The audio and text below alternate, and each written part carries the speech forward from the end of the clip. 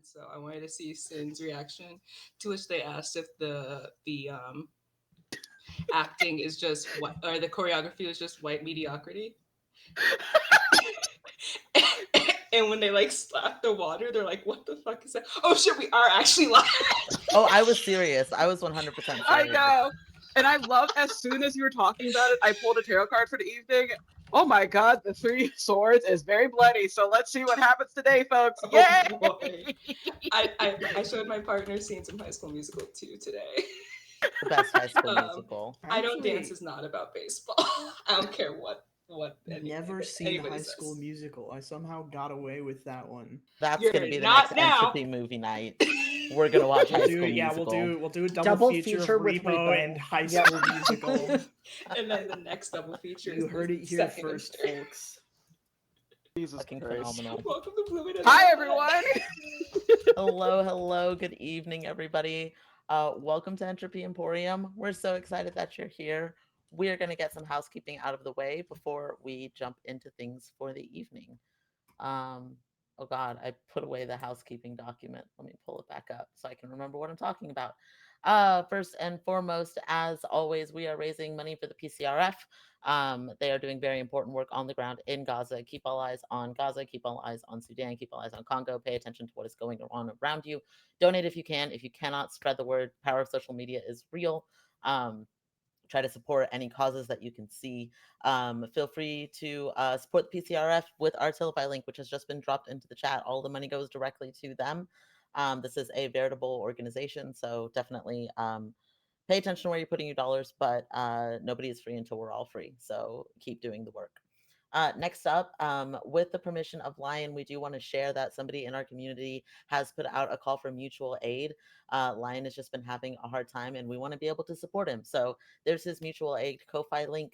If you are able to donate, please do. That's somebody right here in the TTRPG community who has been very kind, very supportive, very lovely to a lot of us who are able to know him. And so just keep in mind that not everything is all dandy for all of us. And so we love you, Lion. We hope that we are able to support and get you out of this situation that you're in. And finally, if you like what we do, come hang out on our Discord. It's mostly just us being feral, screaming. We're gonna watch High School Musical. That's the newest, latest development. But yeah, come hang out, come see what we do. The link is in the chat. Um, but those are the things. I'll go through the games at the end of the session. For now, I would like to hand it over to my players to introduce themselves. We're going to talk about who you are, who your character is. Give me your character sentence, which is going to be your heart, your foundation, your all of that fun stuff, your forte, um, and a little bit about what you did over downtime. Um, so keep me posted. It's okay if you didn't get to much during downtime. If you did get to a lot during downtime, feel free to share that with us. We'll start with Knox, then we'll go to JT, then we'll go to Ava, then we'll go to JD. Knox, I'm trying to buy you some time. You're not eating right in this moment, so I'm counting this as a win. You are eating. You are eating. I'm gonna keep talking until Knox, you give me a thumbs up that I can pass the mic to you. I literally just thought, oh, I'm hungry. I should grab a snack behind me. Oh, never grab a Just a snack in my game. I'm so sorry. That's not true. Please eat. Everybody take care of yourselves. Please do eat. I'll hand the mic over to my Knox diabetic to ass needs to eat, Kian. look. I support you, okay? Just don't do it whenever I'm gonna call on you. That's the most I important thing. forget every stream. I need hi, hello, hi internet. My name is Nox Quiros, and I'm a problem. My pronouns are she, her, hers, and every time Kian calls on me, I one forget everything they told me to say, so I just wing it, and two end up having food or Dr Pepper in my mouth. Not both at the Your same character time, sentence. but yeah, my sentence. Oh Does fuck! it I forgot have what game you're Dr. playing. Pepper in it? Hi, Because I feel like it should. I'm on my second Dr Pepper already. It's fine. Don't worry about it. Sponsor us. Um, I play Bellamy. Her name is Bellamy. It's totally Bellamy. Fuck off, Stellan slash affectionate. Uh, and she is a bizarre stoic apostate who eats knowledge, and everything is fine. My cat Hazel will probably be joining us. She plays Hazel because I had to make her a character. No, did I have a cat in this? Yes, you do. I do have a cat. Her name is Hazel in this. And I have a cane, a sentient cane named Candace. Did you get up to anything during downtime? Totally thought about that ahead of time. I was researching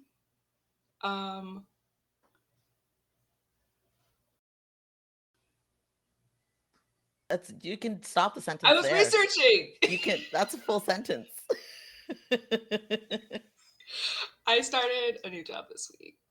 Well, last week, and then this week. And I'm gonna be honest, I forgot that there was a stream today until Kian messaged me asking questions about my character.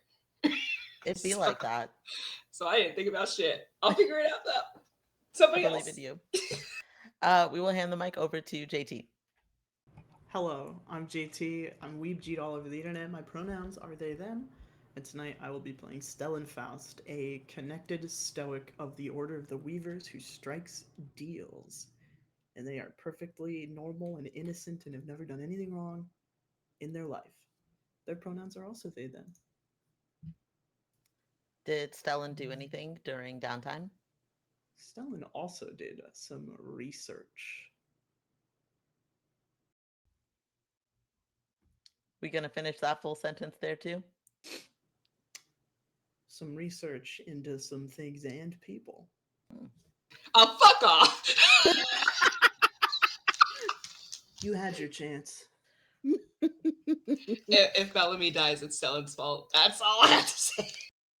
Look, I'm not trying to kill any of you, okay? So that is between all of you as players. Thank you kindly. We will toss the mic over to Ava. Hello, my darlings and dears. It's your Madam Ava here. I play Isra Namat, who is an Aromatic empath of the Order of Goetic, who plumbs the depths of sleep. And what did she do during her downtime is she went to the library and also sent letters. She sent a letter to one person who was like, hey, I want to know about your friend who has way too many demons in them. And she's like, no, I need to get permission first, but I'll still see you for tea. And then she went to the library to fulfill a contract deal with Stellan's thing. So she got that info. She got info about weird ghost shenanigans for Bellamy. She got that. And then she looked into the spooky hand that keeps on haunting her house. And maybe she looked up her wife a little bit. Something's weird happening with her wife. And I don't know why. It's fine. Everything's fine. They're starting to talk again. So that's good. Your wife loves you deeply. That's all that you need to worry about. That's the only thing that you And need to that's the know. thing that scares me. As it should. As it should. And of course, we'll hand it over to JD. Hey, I am JD. My pronouns are he, they, and in this game I play Alistair, who just goes by Alistair, and they use they, them pronouns. They are an itinerant empath apostate who hosts a legion. And as for what they got up to in their downtime, well, I think we're going to find out on stream. That we will. And of course, my name is Kian. My pronouns are they, he. And I am the storyteller of this game. I get to play everybody that my lovely cast does not play, including the aforementioned wife. And I'm going to be right back. Cast, keep everybody entertained. Something weird just happened in my apartment, so I will be right back. It's the hand that's It's in the hand. Ezra's house. It is the Yeah, hand. It it's the hand. absolutely is. But speaking of, shall we resume talk about High School Musical? Who here hasn't seen High School Musical? Raise your That'll be hand. me. I have not seen High School Okay, so it's just me Musical. and Kian. Okay, so that's why it's the next entropy. I was a Camp Rock kid. Oh, but did you see the second one where they're doing I like did the see the second one, yeah. Camp Rock? You're also You talking know about an something? era. I liked the second one too. Camp Rock was slightly out of my wheelhouse because I think I was actually in college by that point. So I was. See that shit. Mhm. How old was I when Camp Rock came out? Let's see.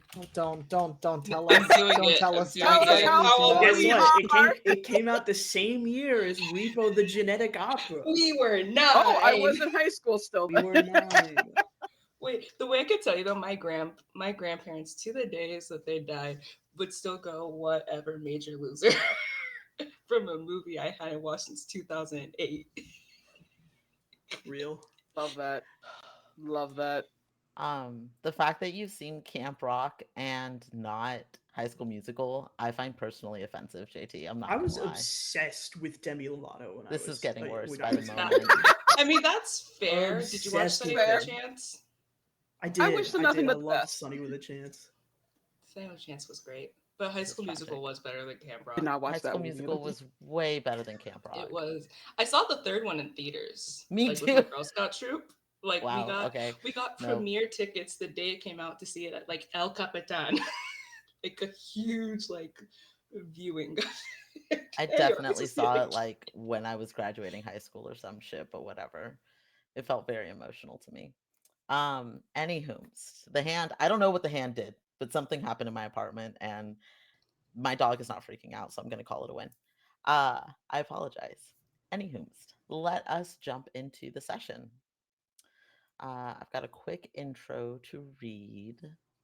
Gotta figure out what music I feel like putting on. I think this will work.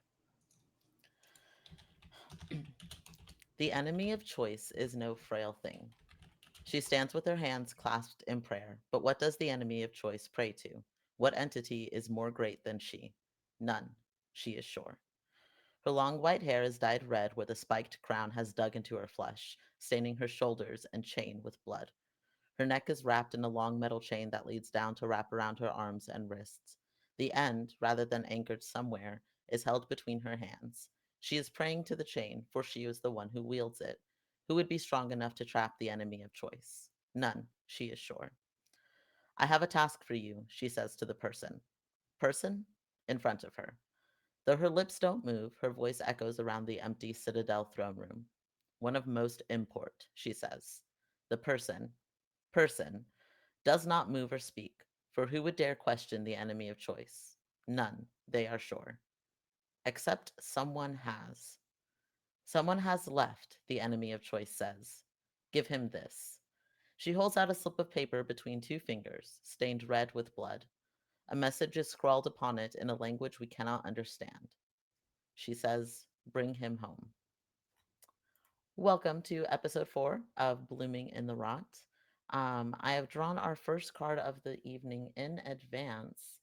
So let me reveal that to my cast and the audience. Oh, I messed up. I scrolled away from it. And I don't know my alphabet enough to get back to it. H is so far down in the alphabet, way farther down than it should be. I have drawn Hidden Moon. Value 1. Secrets, Ravens, Books, Flame.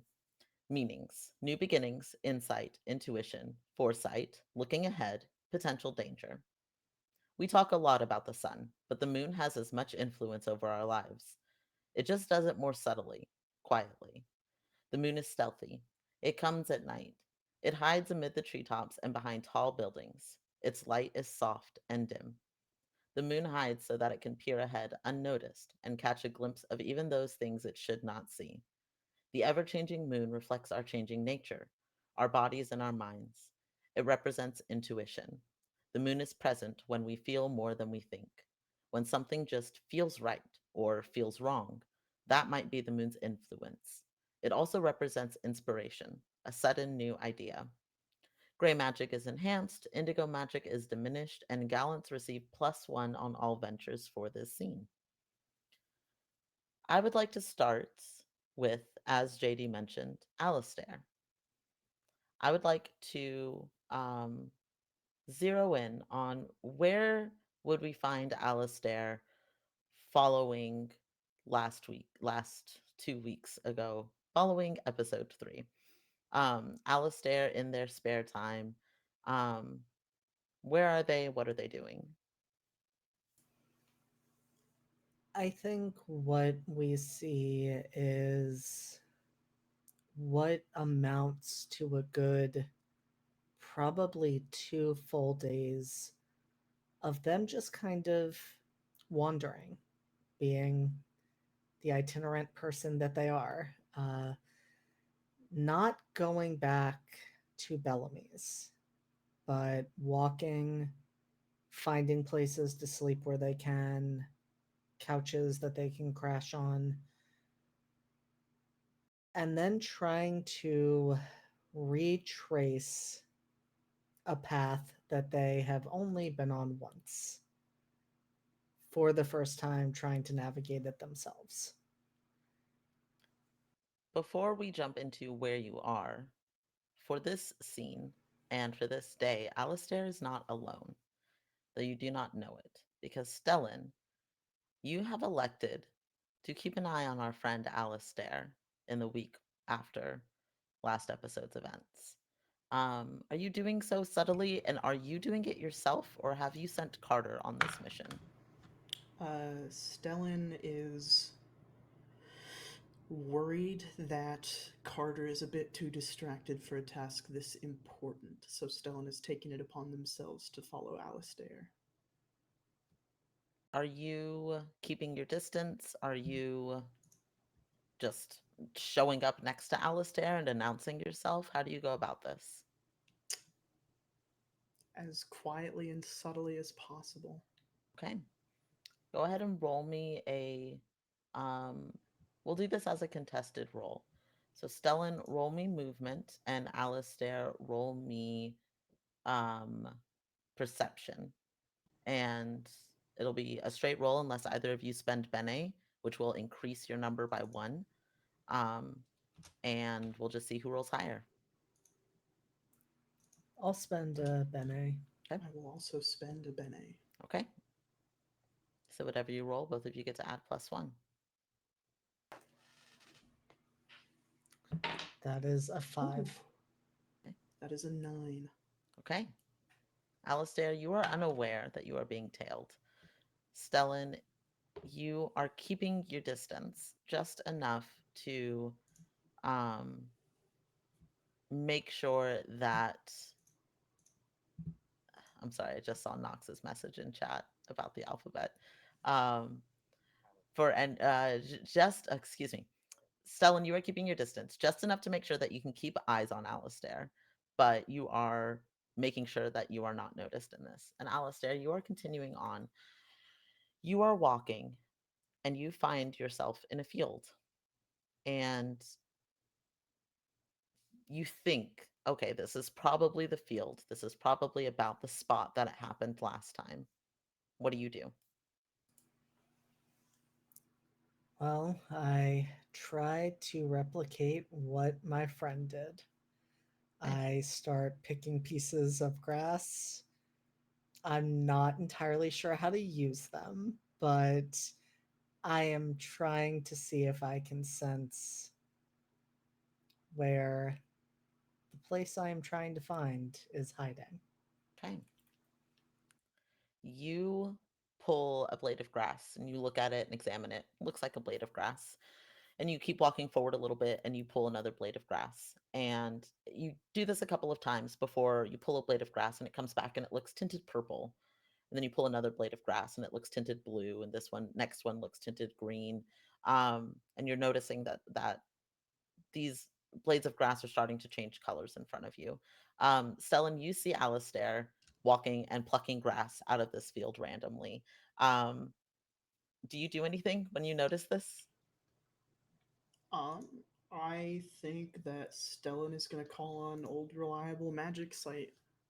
Okay. Same thing that Um, they used at Easter's house, just to see if they can gain any more context for this behavior. okay. Go ahead and roll me sorcery. This is going to be a challenge rating. Are you, what are you trying to find exactly? What are you looking for? I am. I'm doing the same thing I was doing at Easter's. I am simply looking for magic. Looking to see if there are any hidden magics going on here that are not perceivable to me at the moment. Hidden magic specifically, I will tell you right now, that rolling to try and perceive this magic, that challenge rating is probably going to be about a 15. You're Okay. welcome to roll and cost things down. I don't know that you have enough to get that to where you could roll and succeed. Not at the moment. Okay. Um, Okay. you don't Stell's spend just any gonna watch. sorcery, but you can tell that there's obviously something strange going on. Alistair, you continue to pull blades of grass and find these different colors. You stop and you think back to when you were here last, and you're focusing and thinking very, very hard, and a door appears in front of you in this field randomly, and you recognize this door. This is the door of the Wayward Inn and Bed and Breakfast. What do you do?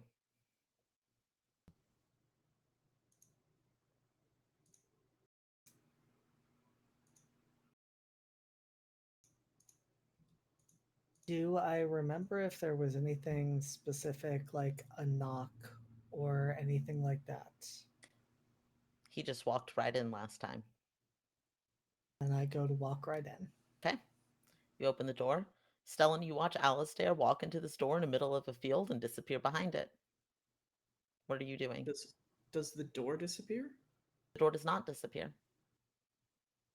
I'm going inside. Okay. Alistair, you walk inside, and last time you remember there being sort of a little counter, somebody behind it who was taking payments, and there were sort of curtains and drapery blocking the rest of the space. This time you walk in, and that very, very grand hallway is no longer there. That entrance, even, is no longer there. This looks like a little cafe. This looks like a tea house. Um, you have walked in through the main doors. You see that there are little rooms off to the side, and you can see into them, see that people are drinking tea, and it seems very, very normal. And at where a cash register would be, at the front counter, you see a person, very, very tall, very willowy in appearance. This is not who greeted you last time. Um, they stand, the counter probably goes to about middle of their thighs. They are a very, very tall person. And they see you walk in, and they tilt to the left and have to curve themselves around to get their eyes to be eye level with you. And their face is made up of butterfly wings. And they look at you and they smile and they hold a finger to their lips. Um, and I will say that it is about right. Well, actually, what do you do? Do you approach or do you stand and wait? Given the gesture that they just made, I think Alistair is willing to wait, because that to them signifies the reason you are here, do not necessarily speak it quite yet. Um, so they are being patient. Um, roll me perception. We'll call this a CR 5. That is a 9. Wonderful. You see this person, they put their finger to their lips, and then their eyes dart to your left. And right about then is when Stellan walks in on your left hand side. Stellan, you are now right next to Alistair.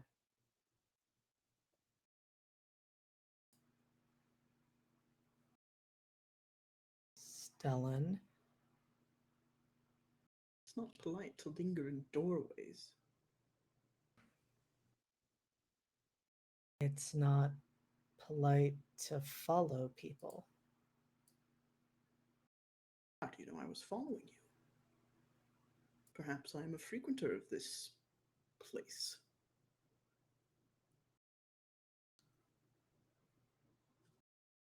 It would seem rather unlikely that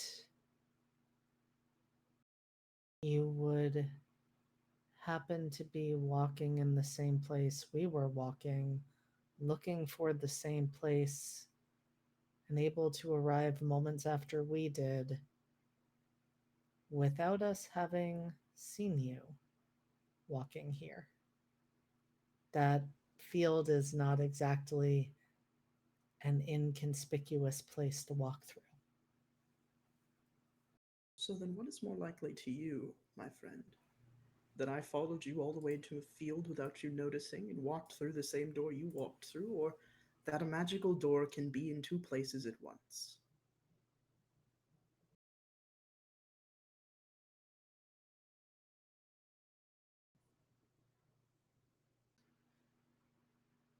We do not understand magic well enough to say. Nonsense. I've seen you perform. You do quite well for yourself.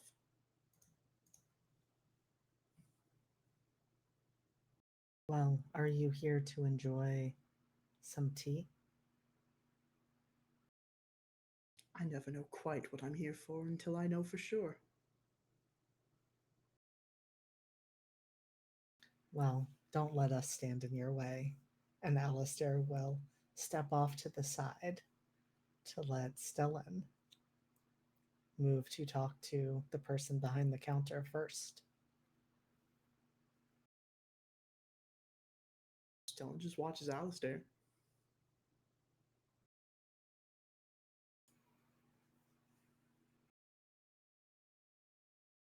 If you are not here for us,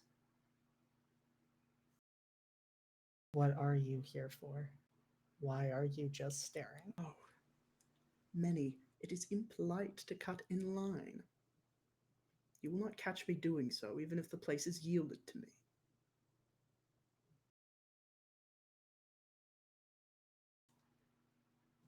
And what if we were to appreciate you making your decision first, as we ourselves are still deciding? It is hard when there are so many of us. I want you to consider who you're talking to and determine whether or not I care about what you appreciate. You were here first. Alistair, Stellan says this, and you feel Duasis come forward and say simply, "It's all right, Alistair. We can go first."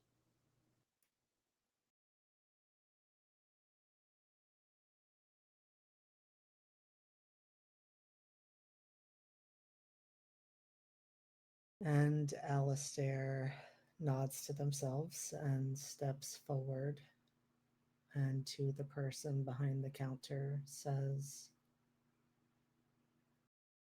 "We were hoping for a room."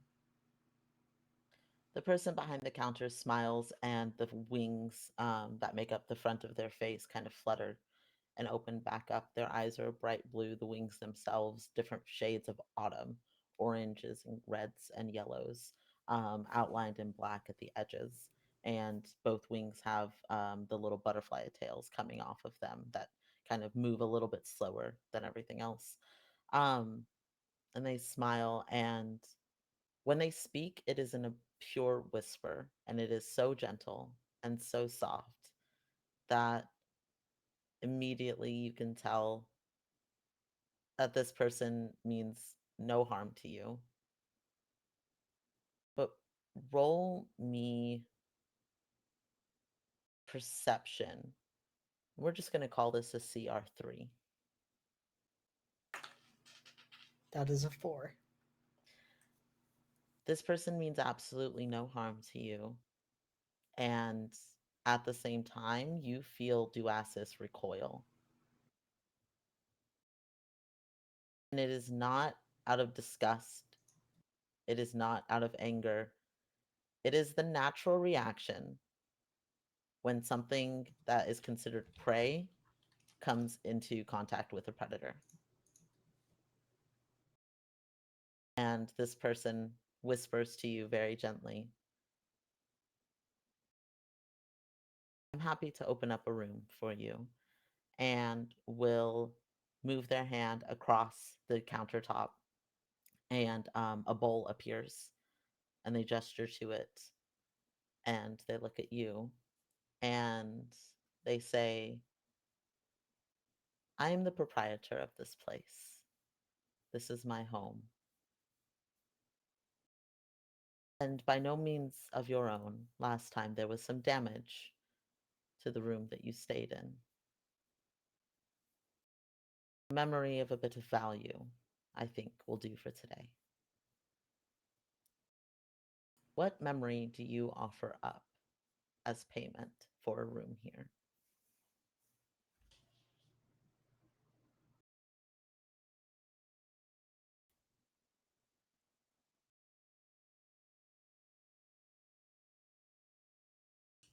Alistair takes a moment to consider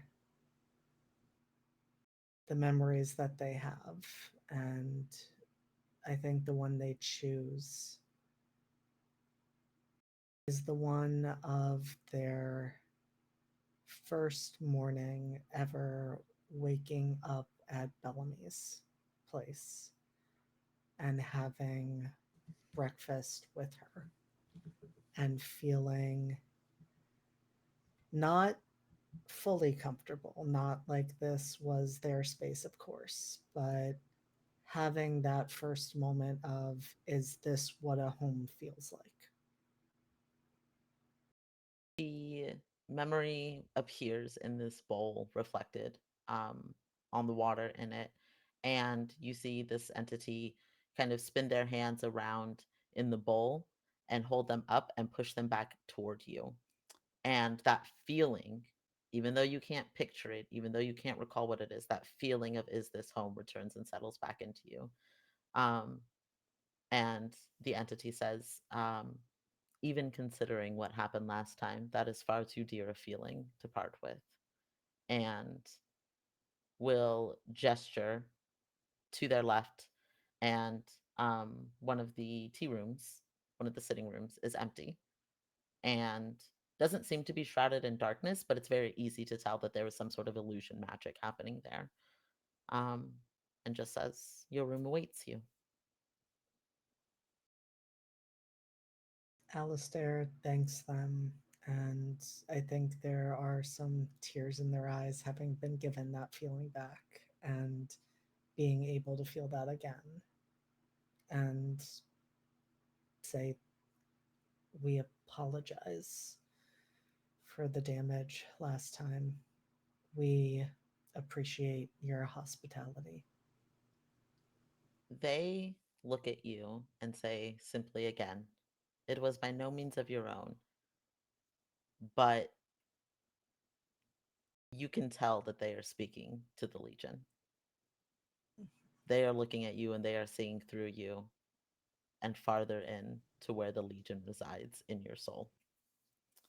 Um, Smiles as much as they can. The features of the butterfly wings kind of rearrange themselves into what would probably be considered a very comforting and gentle smile, were it not on the face of a creature kind of looking upside down at you right at the moment, who is still kind of bent over to one side because it is so hard for them to be at eye level with you. Um, but it is gentle nonetheless. Stellan, you see this interaction. I'll say you're probably close enough to be able to hear what is being said, even though this entity speaks in a whisper. Uh, you know that they were looking at you when you entered. They knew you were coming um, before you walked in. They let the door stay open for you. You get the sense that even though this entity is whispering, they know that you can hear and they want you to be able to hear this. Um, but Alistair, your room is ready. Do you do anything else before you head over there? No, Alistair is busy ignoring Stellan's presence as much as they can, so once they have made their final apology to the proprietor, they head straight for the room. Fair and valid. You walk in, and before we describe what that room looks like, Stellan, I want to check in. What are you doing as this is happening and after Alistair walks into the room? Once Alistair has left, Stellan will approach the proprietor's desk. I'm not going to pretend to be with them. I don't know that they'd appreciate my company, and bad company always ruins tea. Not something I'm prone to wanting to do. However, I would like to buy that memory from you. The entity smiles again, um, and says in their whisper, "Rather presumptuous of you to think that you would be allowed in that room with them. And, my dear, there is nothing quite as valuable as memories, and I am not in the business of selling them. It is quite a shame. I have quite a many memory to offer. And They are yours to be give." clear, no, I need no such room. Unless, of course, I were buying a service from you, in which case information might also do me well. I don't trade in information. A shame. This is the As Wayward still. Inn. This is where those who don't have a home can find their way. A bit of intersections between the suns. Bit of a space for reflection if needed. There's plenty here, but if it is not of use to you, and the door opens, the main door opens, you now know your way home then.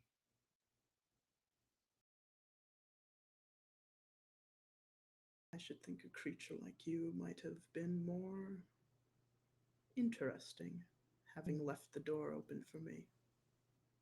I'm not in the habit of shutting the door on those who may need our services, whether or not they know it.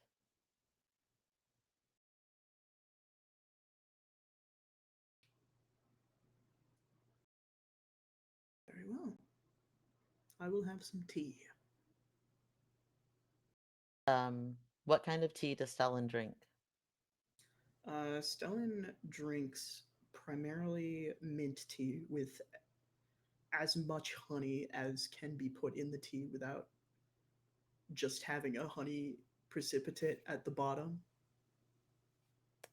I so desperately wanted you to say chamomile tea, but mint tea is acceptable. Uh, a cup of hot mint tea appears in front of you with honey next to it.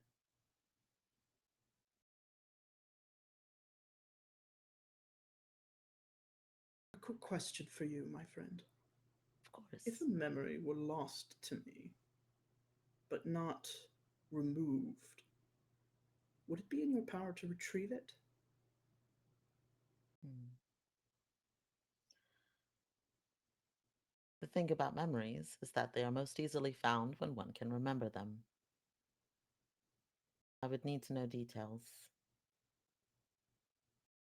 I'm afraid I don't have any.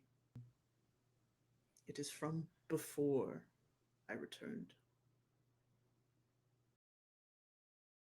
There are a few wayward memories that find their way here. I can give them a look. If you happen to find it, I will pay top dollar to ensure its safe return to me and to ensure your silence on the matter. Hmm. Again, memories are the most valuable thing, and I would not hold a memory from you, but you cannot buy my silence.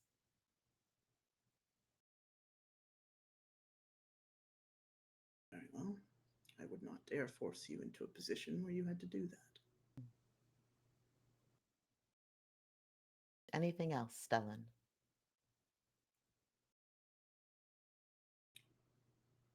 I'd quite like to hear more about you.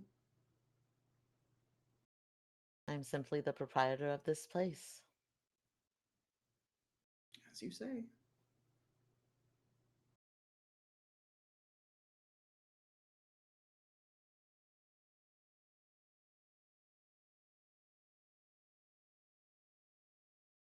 This entity simply holds that same back curved over stance, smiling, staring at you, butterfly wings blinking slowly.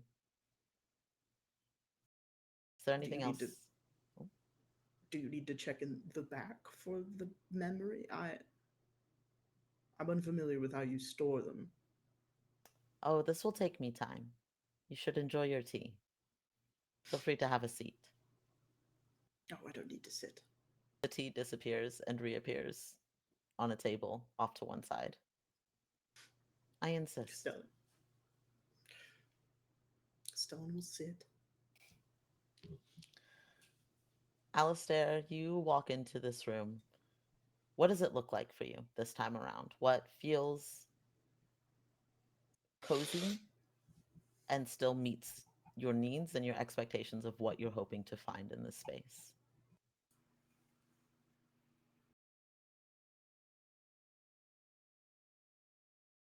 Last time it was a little bit more of like a cozy nook. And so, one thing Alistair is looking for is a space where, if they choose to at least, they can sleep. And so, I think it looks a little more like it is set up to be a bedroom in all of the ways that they would imagine that from what, they've seen of, Knox's place, or not Knox's, Bellamy's place, and what they know of what bedrooms generally look like, which probably means some extraneous furniture that they absolutely will not use because they do not have enough belongings for that to be necessary. I think it once again feels cozy, like being in a quiet place when a storm is going on outside. And they're hoping that a mirror will appear again. You walk in and um you see a bed, there's a dresser, there is a nice cozy reading chair, a small bookshelf with some books on it, um a smaller soft bed on the ground, perhaps for some kind of pet. As you said, these things that are there but likely Alistair will not need. And on one wall, as before, there is something hidden behind cloth that you can assume is a mirror. And before you can move toward it, Duasis speaks up and says, "What sort of game are we playing today, Alistair?"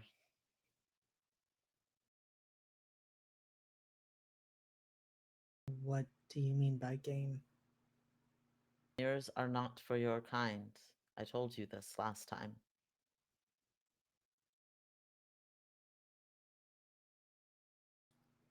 I didn't make it appear last time.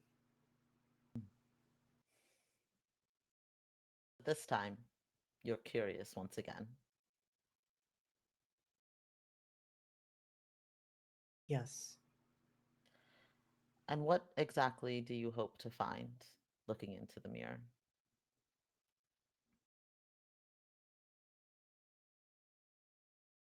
I hope to find what is happening inside. I hope to find some answers because you, and by that I mean all of you, but especially you, seem determined to keep me in the dark. The only thing I'm determined to do is to keep you safe, Alistair. And I believe I've done that.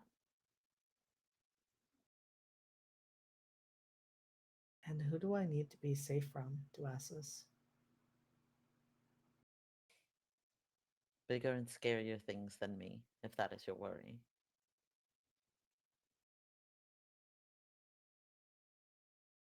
My worry is what you are not saying to me. You say bigger and scarier things, you imply that there are these threats. There is obviously something happening with the Legion. But again, you are keeping me in the dark. And you are making it so that the only thing I can do is trust you and only you for dangers that I don't even know about. Um, it seems like Duasis goes to speak, and then a different voice chimes in and says, See, Duasis, I told you, they're smarter than they look sometimes, and this is Xstar, who you have not heard from for a couple of days, but who is speaking up now. Sounds a bit tired, but otherwise, as they always do. Alistair like literally sighs with relief when he hears Extar's voice. You're that happy to hear from me again. I thought something had happened to you. Well, it will take more than whatever it was that took Latrice to take me down, so. But here, I'm curious. Let's take that cloth off the mirror. Let's see what happens. And Alistair will go to pull it down. The Legion does not fight you on this. You pull the cloth down. You are faced with a mirror. Right now, it's just your reflection staring back at you. And you watch and you wait and you see shapes start to take place behind you again. Different faces, different expressions, some of them smiling, some of them grinning, some of them screaming in agony. Eventually, voices start to come with that. It's all these various voices of the Legion. They are asking you for favors. They're asking to be let out. They're telling you that you're the only one that can do this. They're telling you you're not strong enough to do this. All of these conflicting messages are starting to come through. This is chaos in its purest form. Do you keep looking at the mirror? Alistair keeps looking in the mirror as long as they can withstand that onslaught. Roll me physicality. We're going to call this a CR. We'll start it at a CR5.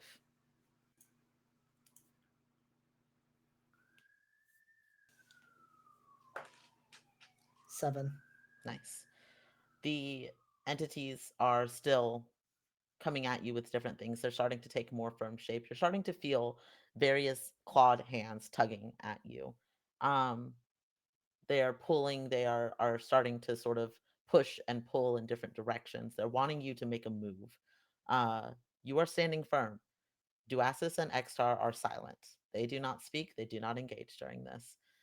The faces continue to take shape. There seems to be, you know how whenever two mirrors face each other and they make a psychomantium and also um just that ongoing reflection, that's what you're starting to see. There's no mirror behind you, but you're starting to see this ongoing reflection going back and back and back of all of these different creatures. Roll me another physicality. We'll call this a CR6 to try and maintain. If you're maintaining, you're staring at the mirror. That's a 1. Uh, roll me perception. This is just going to be a straight roll, no CR, just to see what you notice before you turn away. That is a 6. You catch just before you turn away, because the chaos is so overwhelming, that these lines and lines and lines of demons are coated in this sort of red aura. And there's something else, a space that is not coated in red, that is almost void of color, before you feel those hands on your shoulders once again, that you recognize as Duasis spinning you around forcibly. Your back is to this mirror. There is a very, very good chance that something could happen here. What do you do?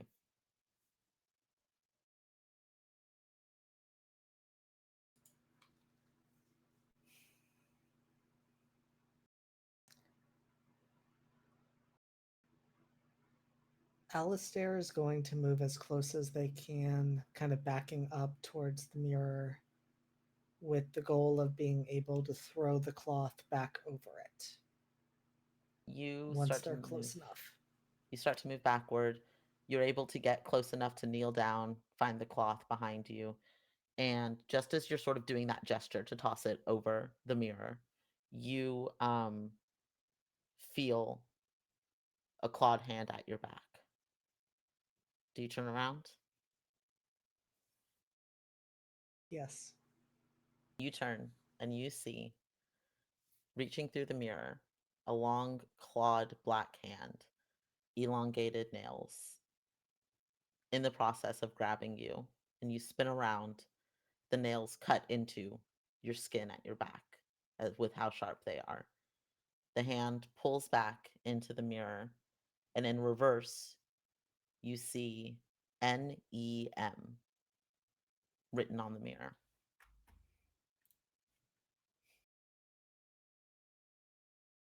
Do you throw the cloth back over?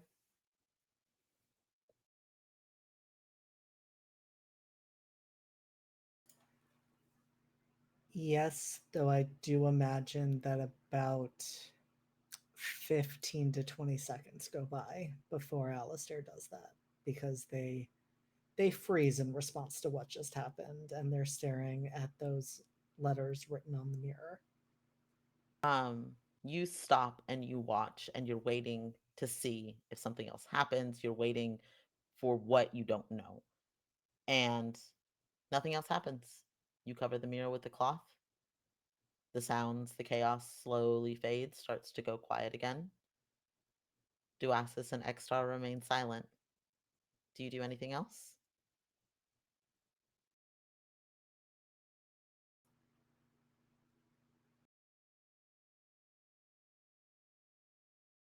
Alistair steps away from the mirror, goes to sit on the edge of the bed.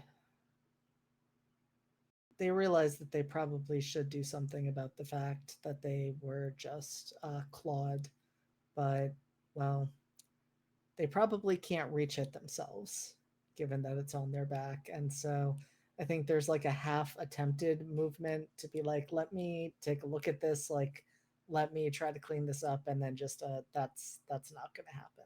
And they just go to lay down on the bed and try not to think too much about what just happened and just appreciate the fact that right now there is silence. Fair enough. We will pan back over to Stellan. Stellan, you are drinking tea when the proprietor approaches you. They do not leave the desk. They simply extend their front half until it reaches all the way to where you are sitting. And again, in a whisper, say, I don't think I have any memories that are yours, although I do have a few that relate to you. I thought it would Consider me interest you to know curious. somebody has thought enough of you to pay with memories of you. I don't suppose that you have rules against disclosing who. It's I can't someone you presume to know. take them. Say again, JT? I can't presume to take them, but Well, certainly not, but it is somebody that you know, and who knows you. That's all that I can say. don't worry. I'm very clever. So I've heard. Well, I suppose there's nothing left for me here. I hope my friend doesn't destroy your room again. They won't this time. So you say. You know how to find me if you need me. You know how to find me now as well. Enjoy your day, So, Stellan. and with you. The proprietor will retreat back to where they are standing behind the desk. No longer bent over. Now they are standing up fully upright as there is nobody in front of the counter with them. Is there anything else that you would like to do? No, I think that we have gleaned enough. I would like to move then to Isra. Before, oh man, what a card to draw. Before we jump into exactly what is happening, what's the first word on this? Enveloping, not invisible. I have drawn the next card, which is Enveloping Darkness. Value 5, Mysteries, Rats, Mirrors, Stone. Meanings, restriction, loss, endings. Dark isn't an absence of light. Light is an absence of darkness. Darkness is the default. It moves in to fill any place the light abandons. The dark was the totality of the actuality before the suns existed. And according to many, the dark will be the totality again once the suns are gone. The darkness is the end. It takes things. It takes us. It grabs, constricts, and overwhelms everything not warded by the light. Invisible magic is enhanced, and Stoics gain +1 to all ventures. I feel like this deck does not like Isra. I feel like whenever it's just Isra just minding her own business and not dealing with other people, it doesn't like her. And I feel a type of way about this. Just say. It, The research was great, but when it comes to Isra trying to do stuff, mm-mm. the cards are here to tell a story just as the dice are. And the story The is an cards are a interesting one. hater. The cards have opinions. That is absolutely true. Um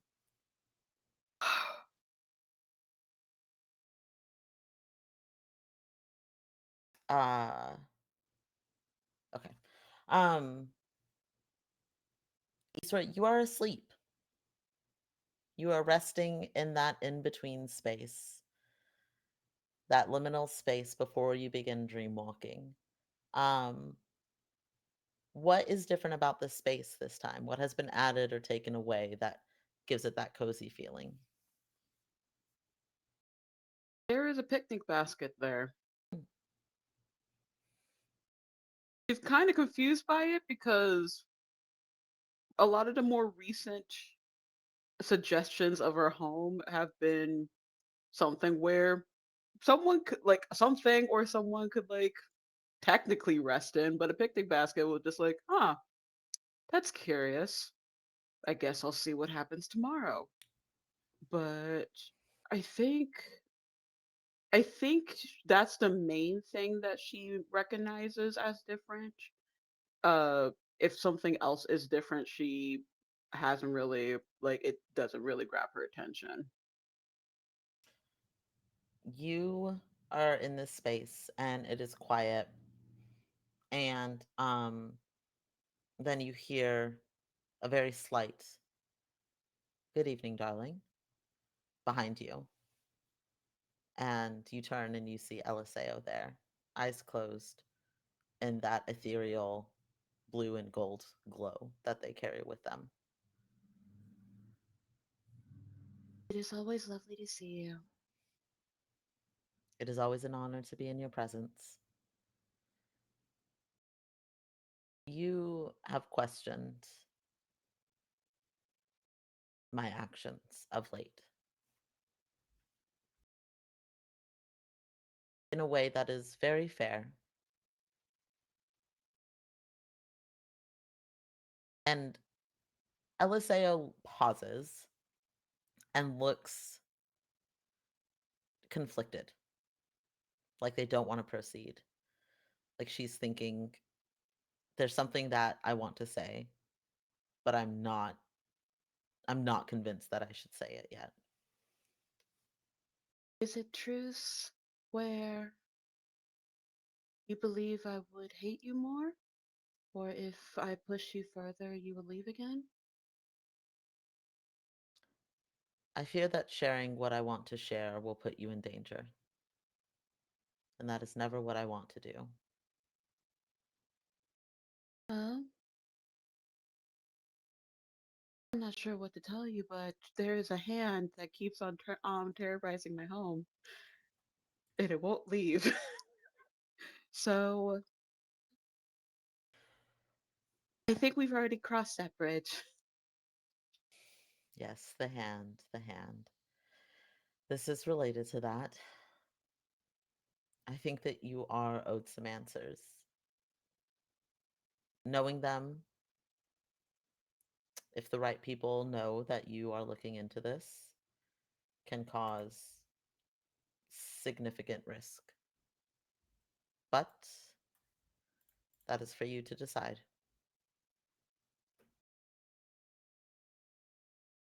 Shall we walk and talk? I'm afraid we can't. Oh, it must be very serious then. I want to show you something, but it will not be a chance for us to speak while we're there.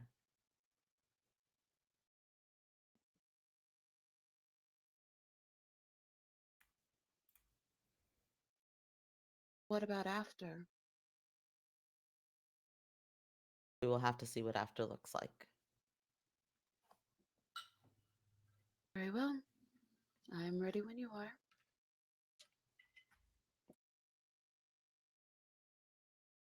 I keep getting ice, so I have to mute while I crunch it really quick. Um, typically, you see the doorway appear, the arched doorway, and the door opens and it leads you into a dream. That's what you're used to seeing. This time, something appears on the floor, and it is a small square, and then it seems to extend out as far as your eye can see before shooting upward and coming back around across the ceiling. Um, it's made this sort of C shape around the border of this place, if such a border exists. And Eliseo turns their head to you, reaches her hand out for yours, Takes her hand.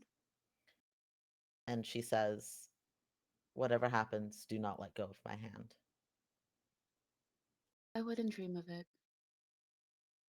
And Not pun intended. Eliseo will guide you forward into this pit that has opened up. Um, you find yourself walking on air, but the air here is heavy, so it feels like you're walking solidly. It is oppressive. It's filled with smoke and dust and ash. Everywhere that you look, you can't see anything. And it's not because there isn't anything there, and it's not because it's dark. It's almost because your eyes can't possibly perceive it. How are you feeling coming into this place with what Eliseo has said, holding her hand, seeming to be walking on air?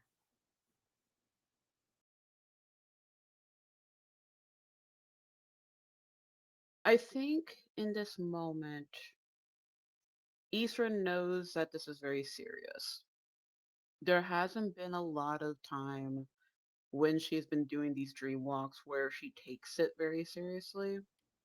But because of the returning thoughts of the hand, the very interesting interactions with Eliseo, and the reason, like the conversation just now, she knows that this is not just like a playful. It's not like Howl's Moving Castle where they're just like dancing in the air type of vibes. There's something very wrong, and she needs to make sure to stay focused. Um, roll me.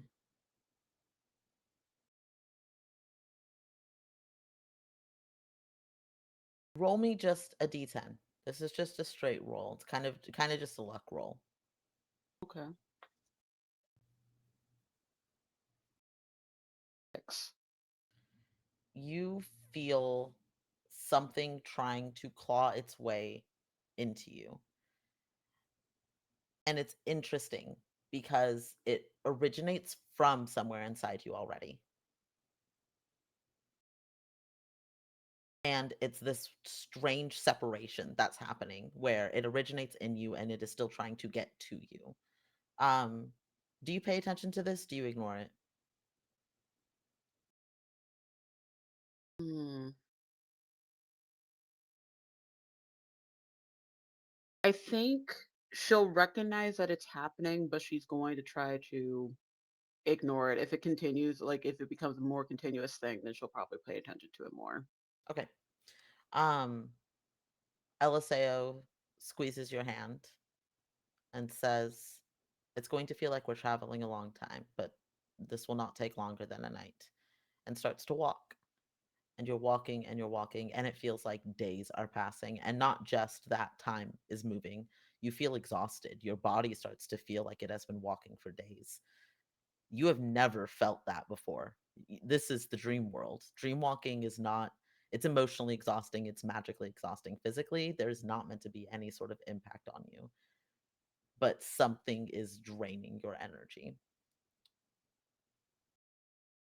Are you are you using this chance to try and speak to Eliseo?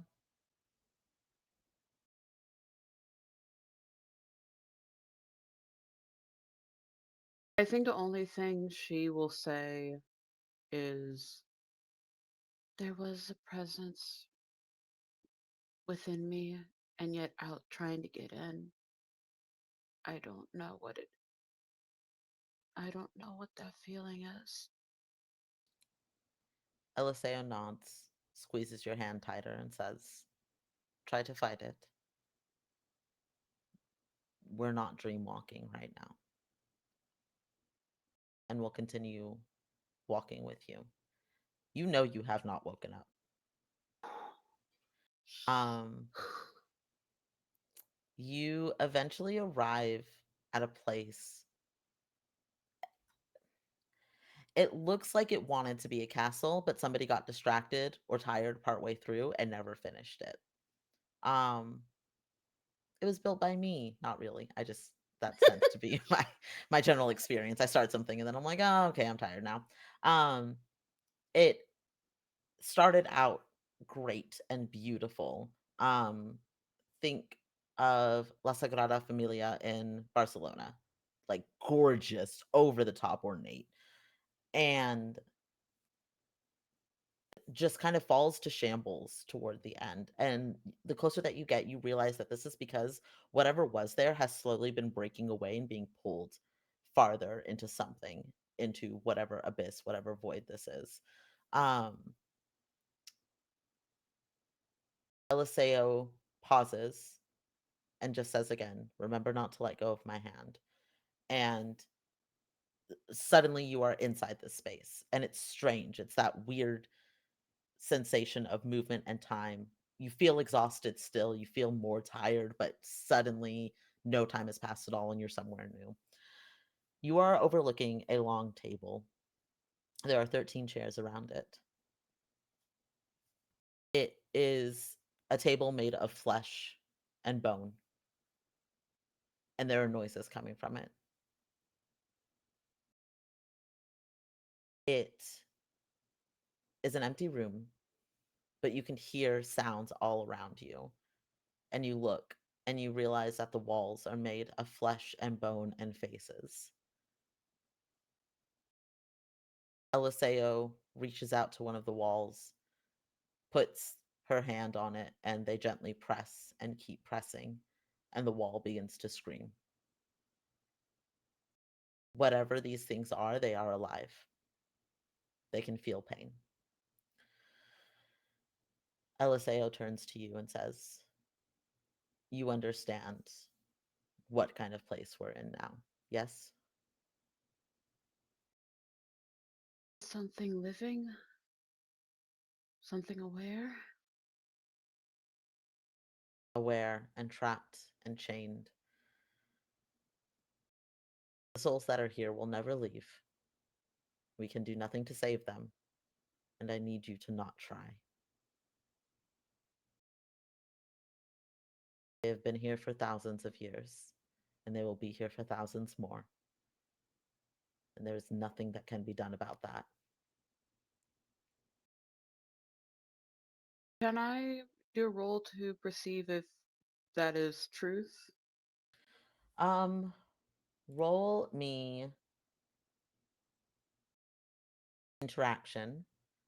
This would be a CR 7. We'll drop it to a 6 because of your bond with Eliseo. If there's anything else that you want to add, feel free. Mm,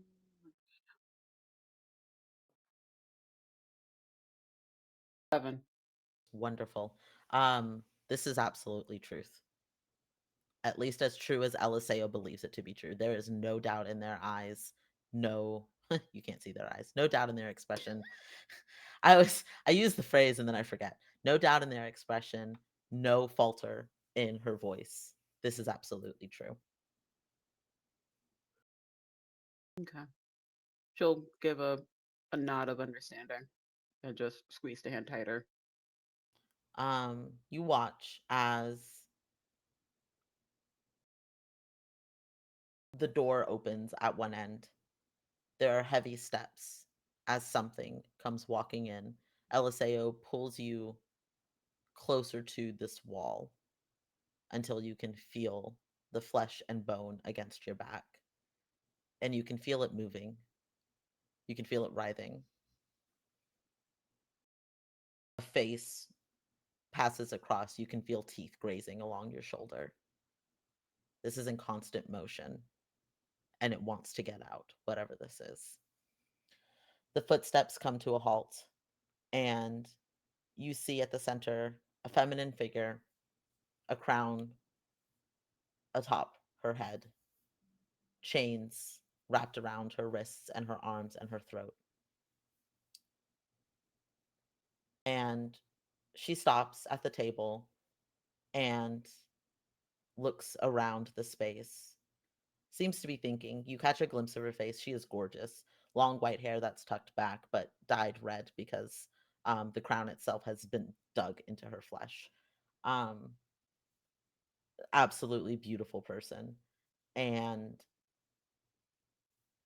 looks around the space, puts both of her hands on the table, and then says, very quietly and without moving her lips, I see you. What do you do?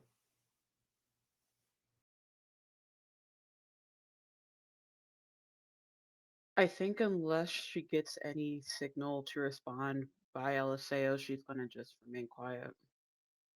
Eliseo freezes next to you.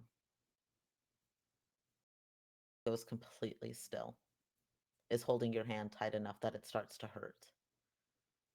Tight enough that their hand is shaking. White knuckled, holding on to you.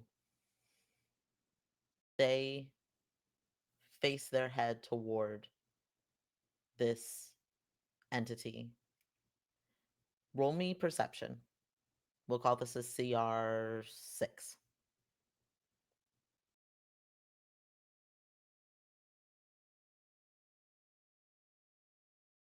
That is another 7. Nice. Uh, Eliseo is waiting and weighing their odds, and she is considering what the fuck to do right now. This is as close to, this is not quite fear, but this is activation. This is something bad might happen. You've never seen Eliseo like this, but you have seen others like this, so you understand that body language, that attention.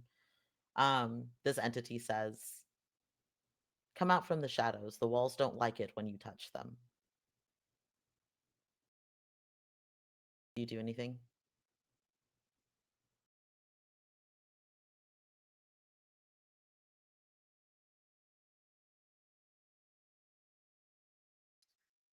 I think she's going to at least try to not she's not going to go far, but I think she's going to try to at least remove her back from the wall so it's not like touching at the very least, but she's still trying to like stay behind Eliseo. Um, the woman puts her hands on the table, or has been resting her hands on the table, and leans forward and puts her full weight onto it, and the table starts to scream in agony. Um, Eliseo is trying desperately to pull you back to her side. You start to drift away.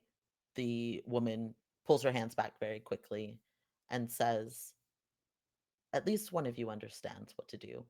And the screaming of the table becomes sobs and heaves and exhaustion as the table recovers from being touched like that.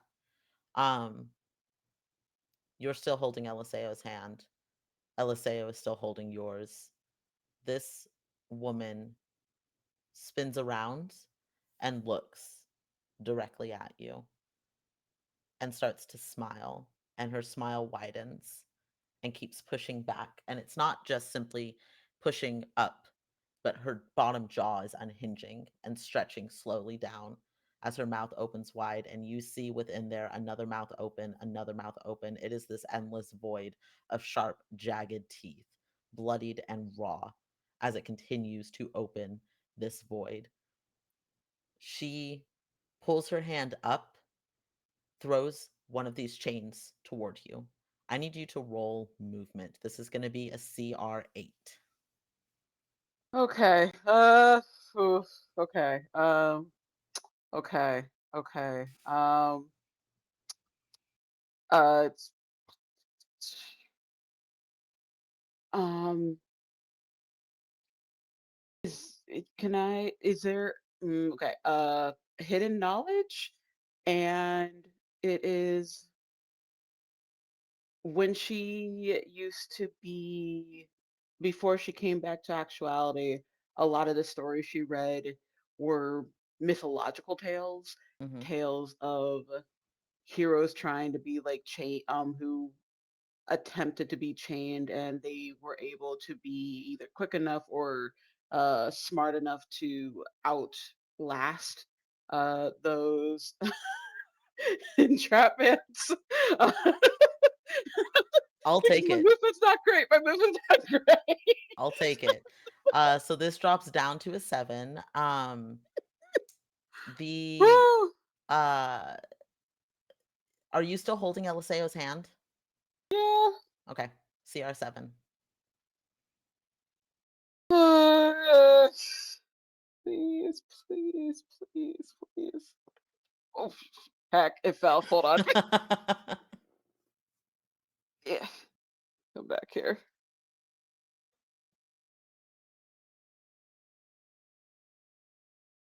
Oh, that's a 7 again. Perfect. Right on the money. Meets it, beats it. You Uh, are able to move you start to move. Your body is not fast enough, but you pull your head to the side as this chain flies past and slams into the wall. Your entire brain fills with shrieking and screams of pain as the chain wedges itself into that. Eliseo pulls you close, ducks your head under the chain, pulls you close. You are facing her, and you see that her expression is serious, her expression is focused, her face is looking over your shoulder, and her eyes open. And I think that that is an excellent time for us to go to break. We are about halfway through.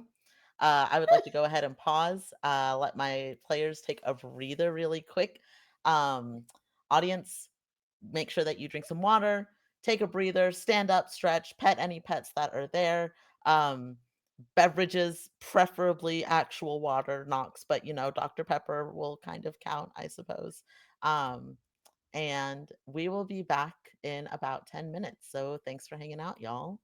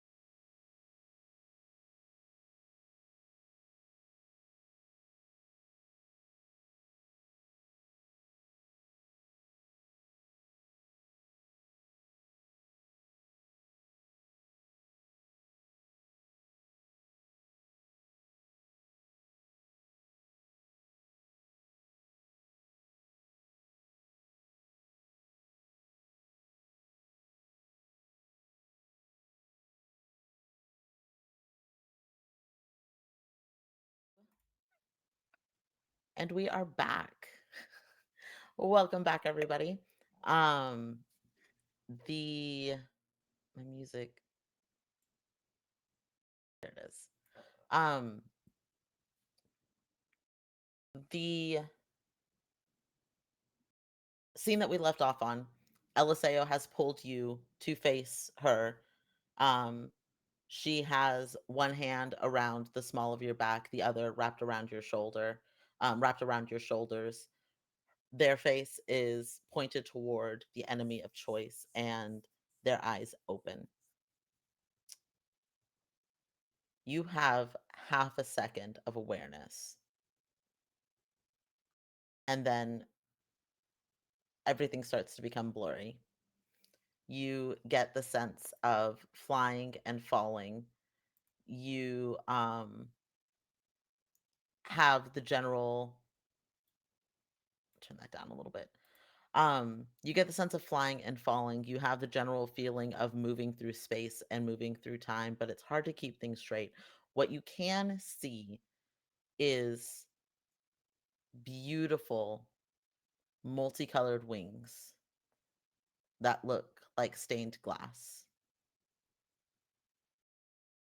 The sound of shattering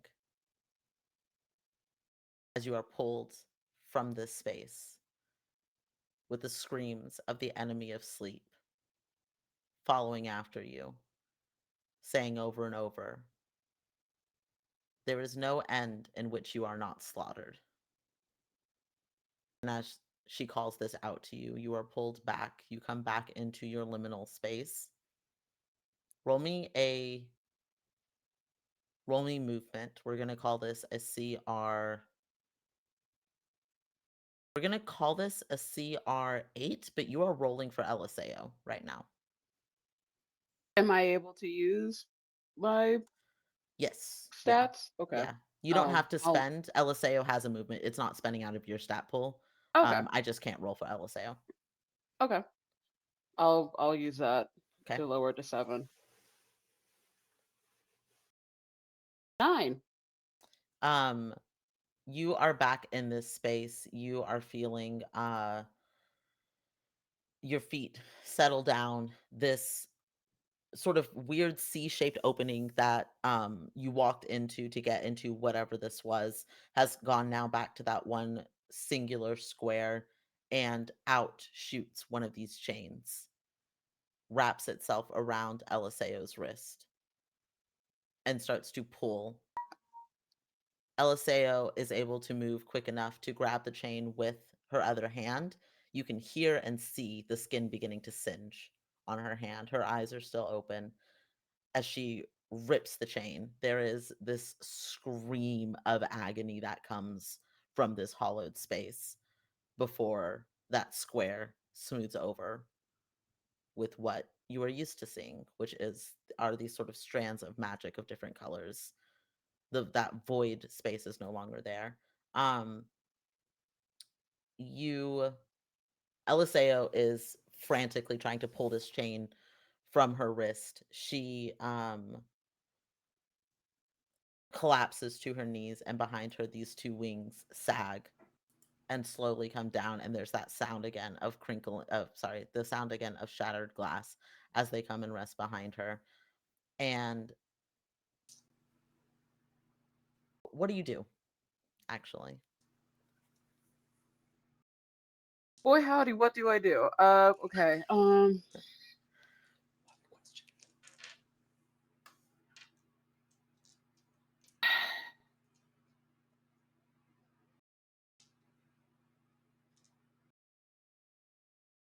Is it possible to do like a weird combo between 2 spells? Because I want to assist with getting the chains off, which would be Ignorance of Pain if it ends up affecting me.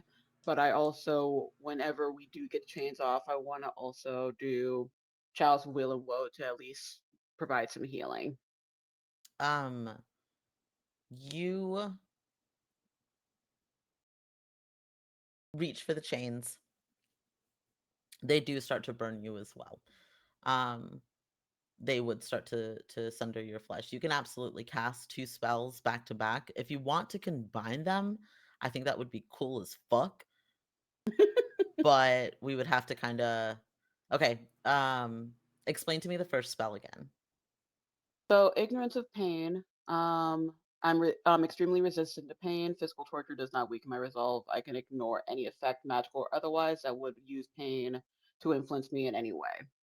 So she wants to use that to be able to like help her resist the pain of the chains as she's trying to help remove them. Okay. And whenever we do get the chains off, she is going to offer the chalice to help heal Eliseo.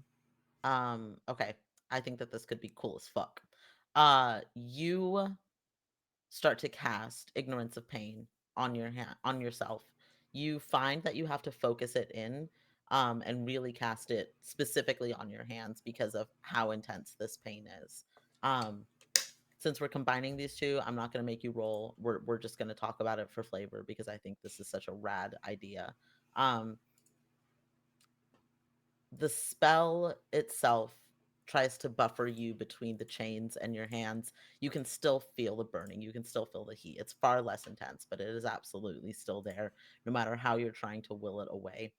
As you are pulling this chain from Eliseo, who is trying to stop you from touching it, does not want you anywhere near this, but doesn't have the words to be able to speak, is just keeping their head down, trying to unwrap this chain that almost seems endless around their wrist.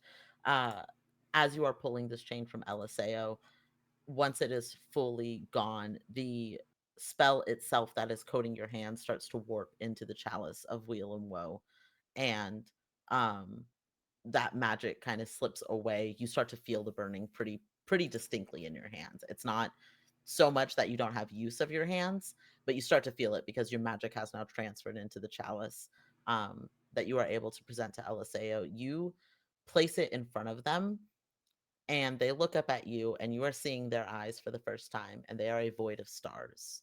It looks like looking into space. It looks like a galaxy that you Rad. have never seen or heard of. And they look at you, and it is like they are seeing you for the first time. There is just that expression of wonder and awe of you kneeling next to them as they do this. And there is this very soft smile amidst all of this, amidst the pain that they are feeling, the fear that they have of what just happened, the chaos of that moment. There is a very gentle smile as they look at you, and then their eyes close and the wings slowly disappear. And you are looking at Eliseo as you have all this time. What do you do?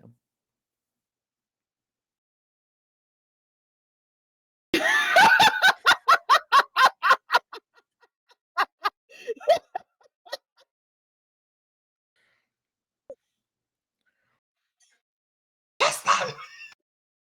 Hush! I think if Eliseo is not moving to get the chalice, and there is the pause of, girl, you gotta drink this chalice. You just were hit bad, hella bad. And there's like the back and forth silence of that. Istra is going to take with very shaky hands because of the pain.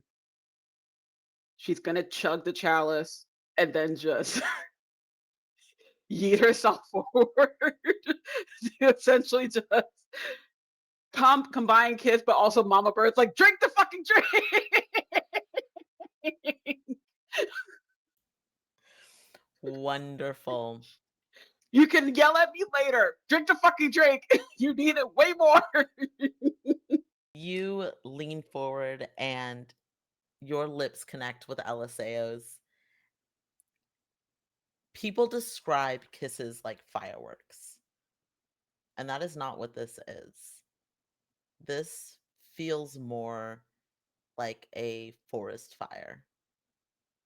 This burning that starts.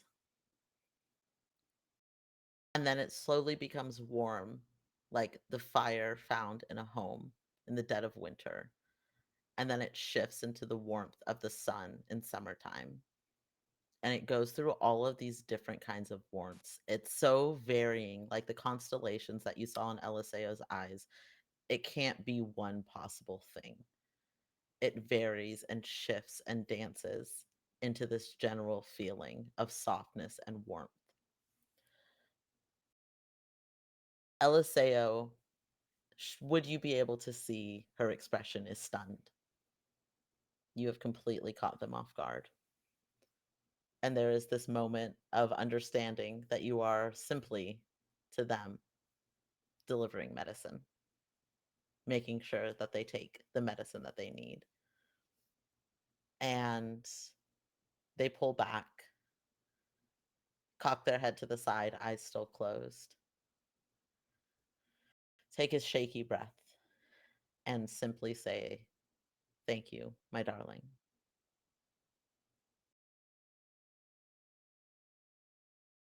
I don't really understand what happened back there, but I know that was bad. I didn't want you to get in more trouble if I stayed against the wall. I'm sorry. You don't have to apologize.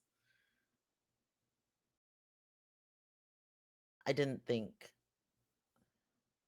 I simply didn't think, but I didn't expect one of them to walk into the room. I should have been more careful. Are you hurt? And will grab your hands, hold them in both of hers to inspect. And there is this sort of soft smile again on her face as she takes one of your hands, presses it between both of hers, and pulls their hands back, and your skin is healed.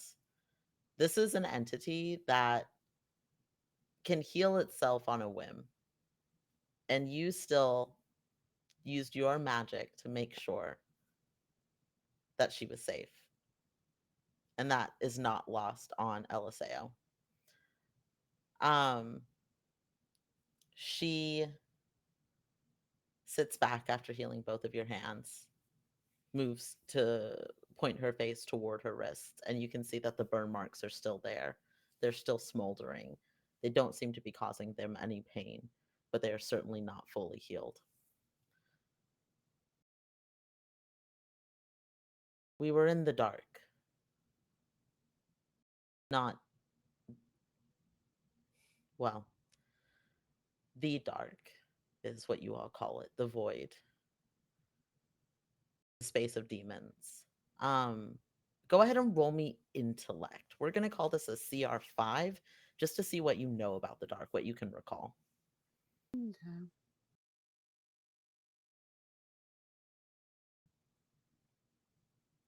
7. Nice. You know the dark to be, so there are demons from the red and there are demons from the dark. You know the demons from the dark to be sinister. Demons from the red are chaotic and they're about violence and they're about just causing as much chaos and destruction as possible.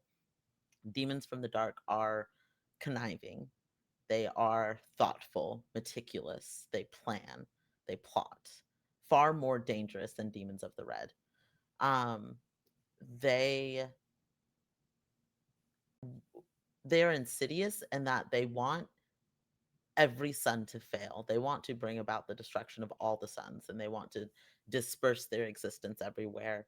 Um, if a person feels confident, they don't want that person to feel unconfident. They want that person to sink into despair at their lack of value and worth. That is what demons of the dark do.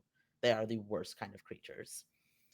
The dark is not a place that people travel to because it is not safe. There's a lot of risk going there. It is also a place that is possible to travel to outside of dreamwalking. It is on the edge of Saturnine itself. Um, there's rumors of phenomenal, life-changing secrets to be found there. So some people will risk it, but they often do not come back. Um, the entities that are there are very, very strong. You know that the demon lords there call themselves the enemy of something that they despise about Visley, about humans.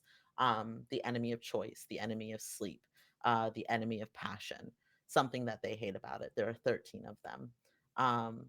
You would not know off the top of your head that that was the enemy of choice. you as a player do, since she was mentioned in the introduction, but Isra would not know what any of the enemies look like, any of the demon lords look like. And Eliseo will say, the hand that you mentioned, I think came from the dark. I think so too. And I don't know where or who sent it. But I at least... Someone who can access mirrors? Unfortunately, many demons of the dark can make use of them.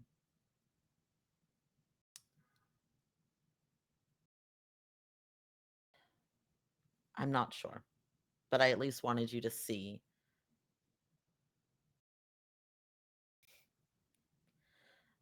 I don't know. I wanted you to trust me again.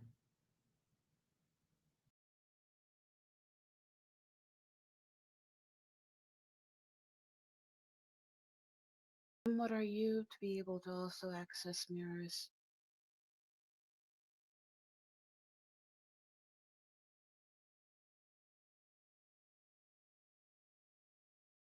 That is a question I'm not yet ready to answer, my dear.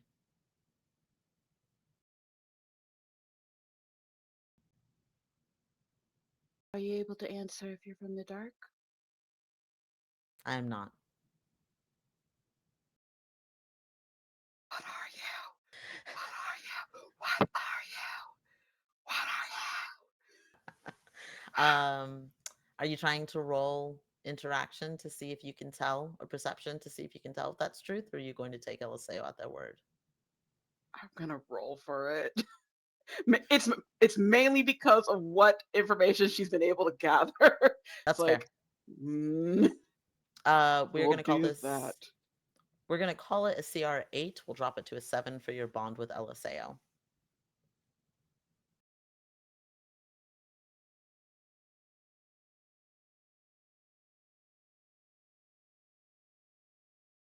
Can I drop it one more? How so? With my interaction. Yes, absolutely. You can spend a bene. Drop it to a 6.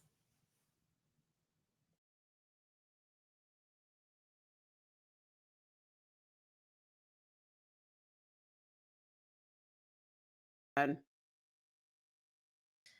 Typically would be a 10, and in this game is a 0. 0. Because Invisible Sun is funny like that, and because we are in your liminal space, you and I had discussed previously that rolling a 0 does automatically cast a magical flux, even though you are not casting magic, because this space is so special. So I'm gonna pull up wrong book. In case the audience was curious, there are 4 very hefty Invisible Sun books that you get to sift through whenever you are playing this game. They're very cool, they're very fascinating, but each of them are like 150 pages, and it is a lot.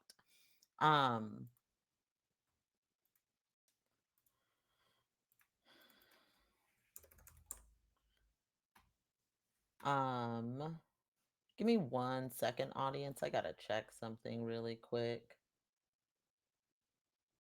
All right, audience, take your pick. What the hell is LSA? I'm scared. I'm scared. I'm scared. Okay.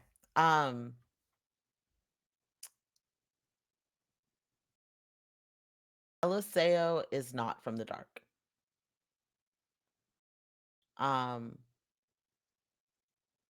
But they are not from the Path of the Suns either.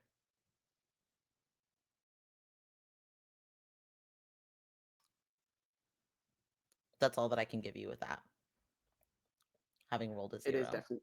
It's definitely leading towards Nightside then. There it is. Magical Flux is pretty cool. Pretty nifty.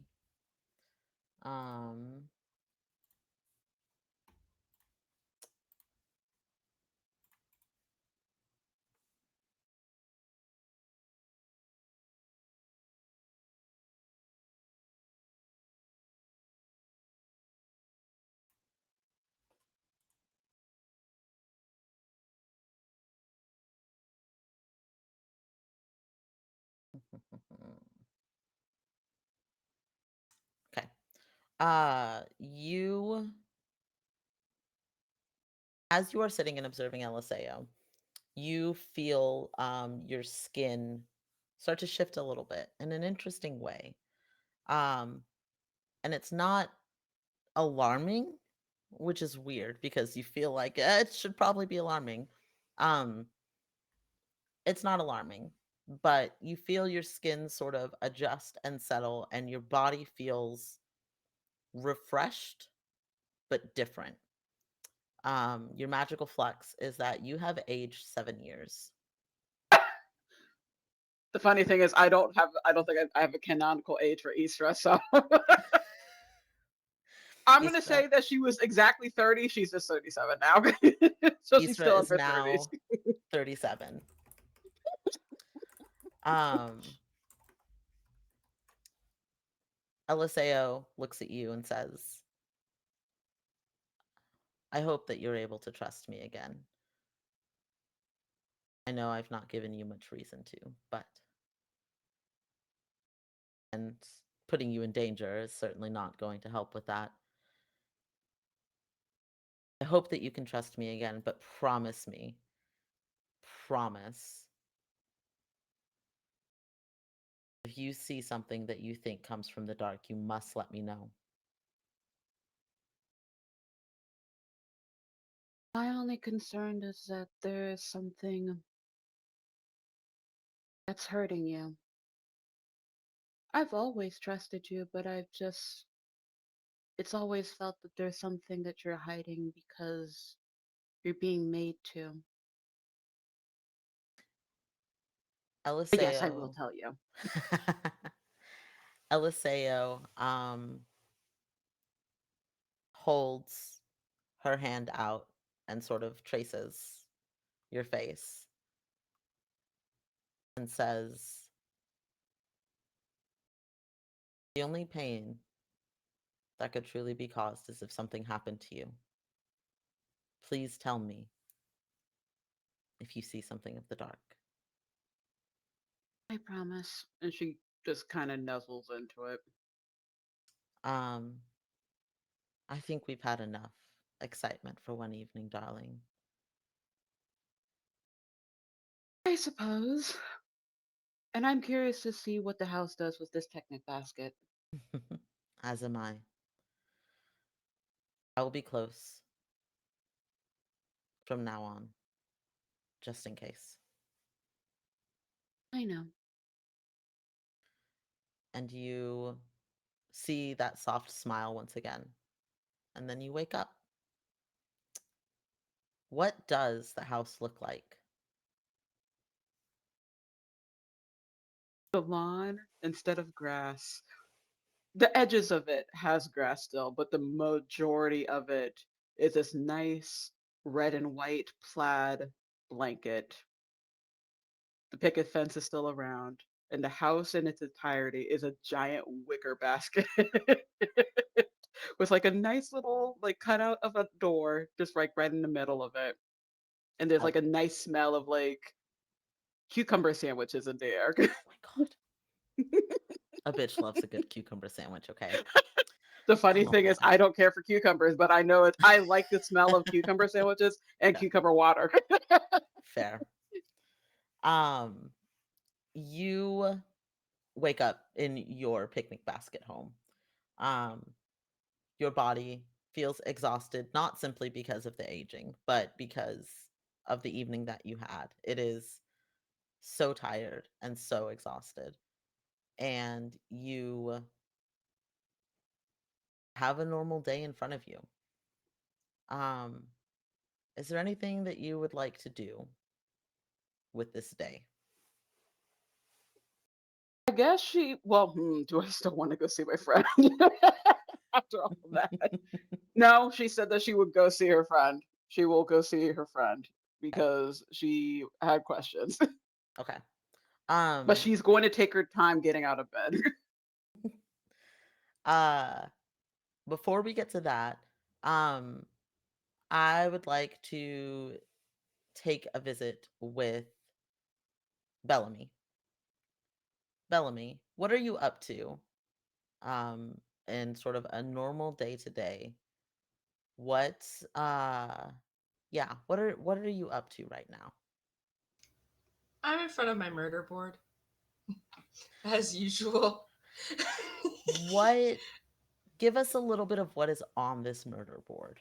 What are we looking at? And only give as Um, much as you want to. okay. Bellamy essentially has like scraps of notebook paper, like put up in organized chaos, essentially, of notes. What she's been able to gather about like the pale sun and about what happened that day, the few things that she does know that happened, in case that has any relevance to what she needs to do to bring them back. And just like the like ghost, and then it's like, like the weird how it's like death isn't like everything is flexible in this world, maybe even death. And so like potential like things she does, but she's also trying to find Bellamy. She's trying to find Bellamy because she has to find Bellamy to get Bellamy back. You are looking at this murder board, trying to make sense of all of the things that are on it, trying to make sense of um what where did it go? There it is. Trying to make sense of everything that is on it, everything that you have learned, everything that you have come across when you hear a knock at the door. Candace, can you get that for me? Candace goes to the front door, kind of surveys it, and comes back to you. Has not opened the door. Oh fuck, is Stella in here again? And just gonna hold Candace and walk down the steps. She's not gonna open the door yet. She's gonna kind of like peek through like the little, the little, you know. Peephole. Thank you. I got you. You peek through the peephole and you see somebody wearing a red cape sort of situation. It's got uh gold filigree across the shoulders. It's very formal, very regal. It is something that you have seen before and you are familiar with, but you have not seen in quite some time, and certainly not on your doorstep. But this is the cape of somebody of the Order of the Vance, part of the Vancian Order. What Can do you I do? see their face? You cannot. They have the cowl pulled up, and their face is shadowed.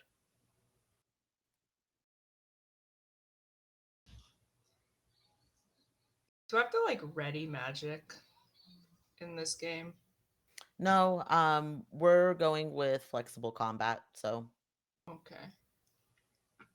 Then just out of my curiosity, is there something that you have on tap?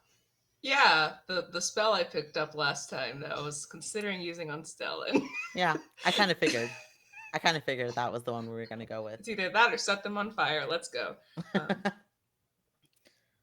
Bellamy's gonna pick up Cadence like she's gonna hit the person with it just in case. Back up a little bit and slowly open the door. You see somebody from the Vancian Order. They hold out a piece of paper to you. I'm sorry, they hold out an envelope to you. That is addressed not to Bellamy, but to a different name. They hold it out. Don't say anything. Put it on the ground. Seems a little. Put it on the ground. They let it go, and instead of falling quickly or fluttering to the ground, it hovers for a moment in the air and then slowly, very steadily, goes to rest on the ground. Candace picks it up with one of her vines.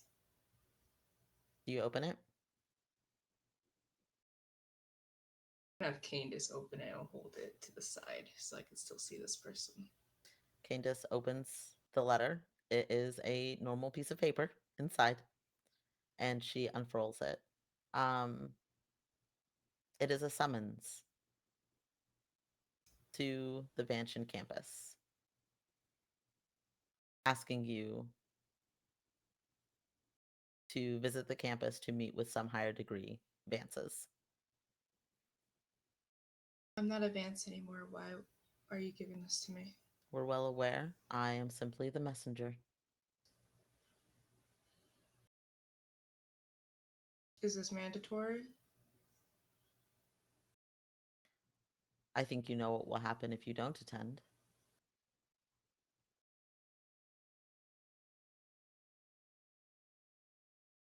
I'm not part of your order anymore. Again, my job was to make sure that you received that. You did your job. Fuck off. They did say that you were a bit blunt. But I know when I'm unwanted and will nod their head, turn around, and walk back down the path away from your door. Naomi's going to quickly lock the door. And put Candace, like, let go Candace. When's the summons for? It simply just says as soon as possible. You would remember that Vances sort of act as though the rest of the world runs on their time. There's part of Bellamy that wants to take as long as fucking possible to answer this just to piss them off. There's another part that doesn't want to deal with this any longer than she has to. Both very valid.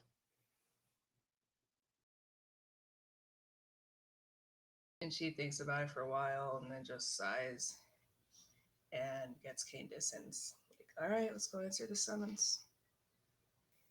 You begin to head out. You are familiar with the Vanshin campus. The campus itself is in the middle of Saturnine. It takes up, I'm sorry, it is in the middle of Fartown. Fartown being where Visla tend to live. It's looks like what you and I would call a college campus. There are plenty of different buildings. There is an auditorium for speakers. There's a gathering place that has some greenery toward the middle that we would call a quad or the lawn. At least that's what we call it down here or at my university.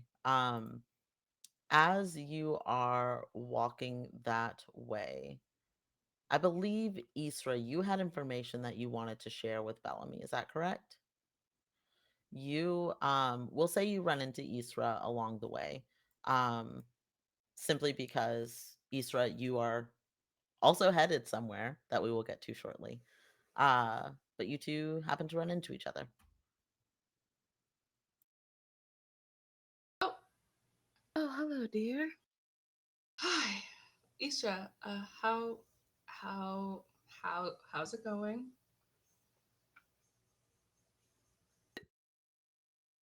Today is a day. Today is a day. That's all I can really truly say about that. Yeah, that's fair. Um, Oh, I did have a couple of things for you. oh, Um, we can walk and talk if you were okay. heading somewhere. My, Unfortunately, oh, I can understand that sometimes. My friend, you can wait. So, okay. in regards to your request, so I need to go back and look. So, typically, when it comes to traveling to the Pale, there are a couple methods involved. The most obvious one is going to be the sun ships, but those are going to be expensive prices, 1,000 gem orbs, obviously. There's also a spell that's called the Pathwalker. Um, I don't really know all the intricacies of it, but I believe it is something that that we are able to cast. Um, but it does require the person who is casting it to follow the path and would have to obviously cast it twice to go from one area to the next area to the next area type of vibes. There's also another spell called the Color Door, which it will allow the caster to take up to several companions to go to a different sun, without following the paths of the sun, obviously. There are, those are the obvious three that I know of, but I did hear a couple rumors about pockets within the Indigo.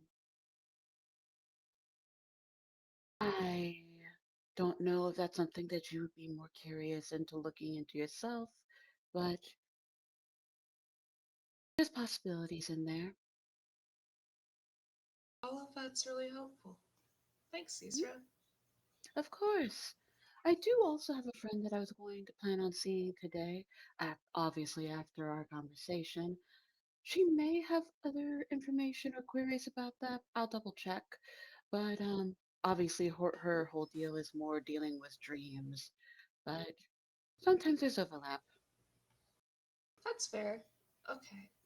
Well, if you are able to get anything else from me, that'd be great. I mean, you've already gotten me, so much. Um, Thank you. I really appreciate it. Oh, I wish I had something for you. Oh, the only thing I ask is that you get sleep. That's probably not happening today. Sleep soon? I can schedule it in for the next 3 or 4 days. Make it 2 to 3. If I live through this meeting, I'll do it in 2 days. Ooh, a dangerous meeting? What's the meeting about, if I can ask? It's with the Vance, the Order of the Vance. Oh, aren't you not a part of them anymore? Why are you meeting with them? They sent me a summons. Ooh, I'm happy that my order doesn't really do that often. It's more so just individuals within the order wanting to meet with people. That sounds nicer. There's reasons I left, but figured I'd just rip the band-aid off. Try not to kill anybody. Try not to get killed in the process.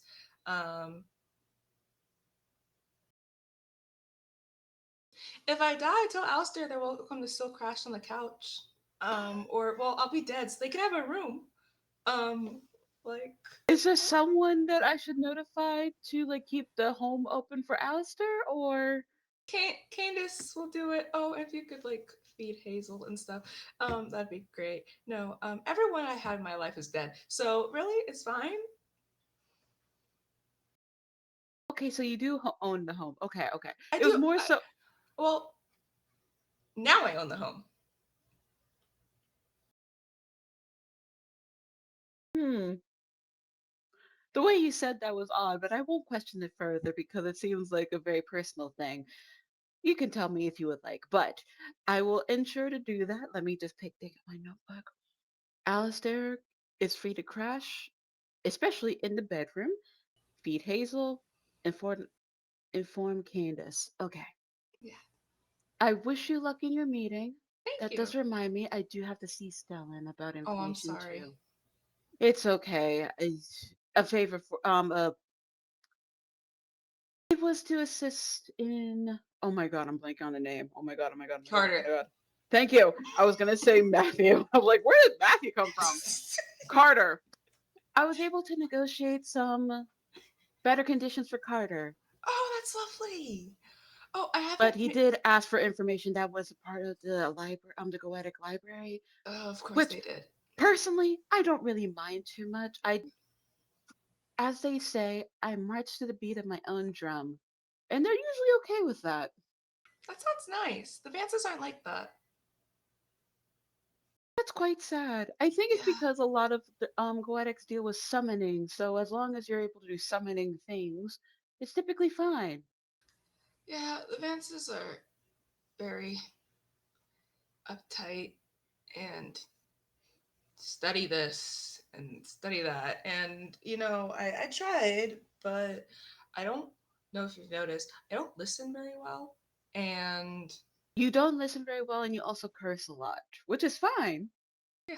But I have noticed that. Maybe Yeah. it's coming from a lack of sleep. Oh, I Honestly, I was feel like like this back you're. when I slept.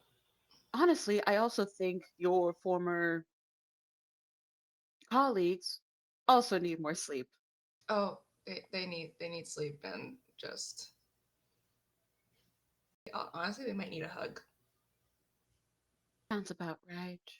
They Maybe sound like everybody they're would be happy we all just overcompensating. hugged more. Yes. Do you need a hug right now as a good luck? Oh, I that would uh yay. Okay. I wish you Totally luck in not your meeting. totally not just like her eyes are wide. Good luck with your meeting. Thank you. And if you need a good telling, tell them that they need to hug more and sleep more. Okay, And I'll I see them will. in their dreams. Okay. Bye. Not threatening, but also threatening. It's like I will see you. Hot. It's just like Goodbye. a Malcolm And Brand she amount of floats sleep would be a away. vacation for Bellamy. I saw that. Bellamy, you continue on your path. Um, you arrive at the Vanshin campus, and it is overrun with students, as it was when you were part of the order. Um, as you said, Vances tend to be a little bit more strict in the way that they run things. So you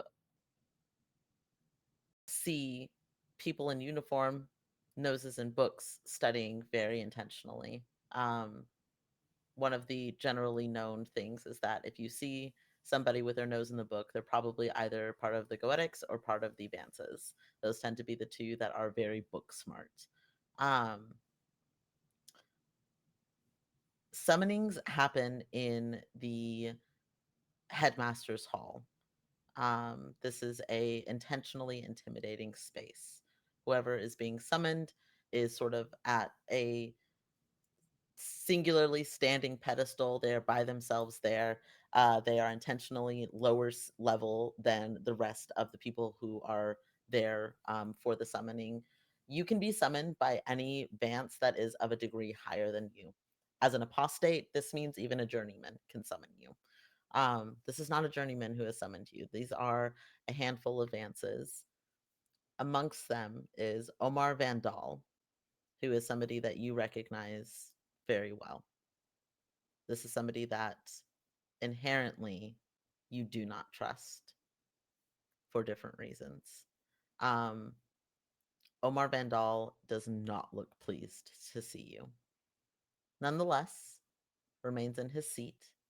He, you would know, is a second degree Vance. He carries a briefcase um, that occasionally you see tentacles kind of writhing out of and then going back in. The only time that anybody has ever seen the briefcase open, it was rumored to just be a house for an octopus. Nobody actually knows what's in the briefcase. Um, but you do see tentacles, so that story has kind of been the longest standing one. Um, Omar is amongst a handful of other Vances who have summoned you here today. What do you do when you arrive at the Hall of the Headmaster? Salutations. What you need? You are in the middle of the hall. Um, uh, uh, that's a rude assumption of me. Do you go to this pedestal? Do you stay at the door? Do you go somewhere Just else? chilling by the door, Okay. You are leaning at against it. you are at the doorway. Candace by your side. Did Hazel come with you? Yeah. Okay. Candace by your side, Hazel sitting at your feet. For once, relatively well behaved. Seems to sense that this is something serious, and so she is not trying to fuck around. She is trying to find out in the most serious sense. Uh, you greet the rest of the hall. There is kind of this awkward cough. There is dead silence until finally somebody in the order leans forward. Oh, let me pull up my notes really quick. This is. Shit. Oh, fuck. I'm fucking everything up. I'm fucking everything up.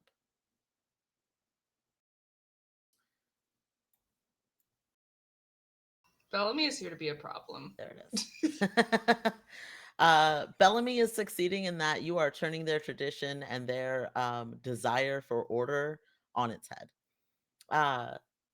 Somebody leans forward. She's got long white hair in two braids, gold eyes, um, wearing traditional Vanson robes.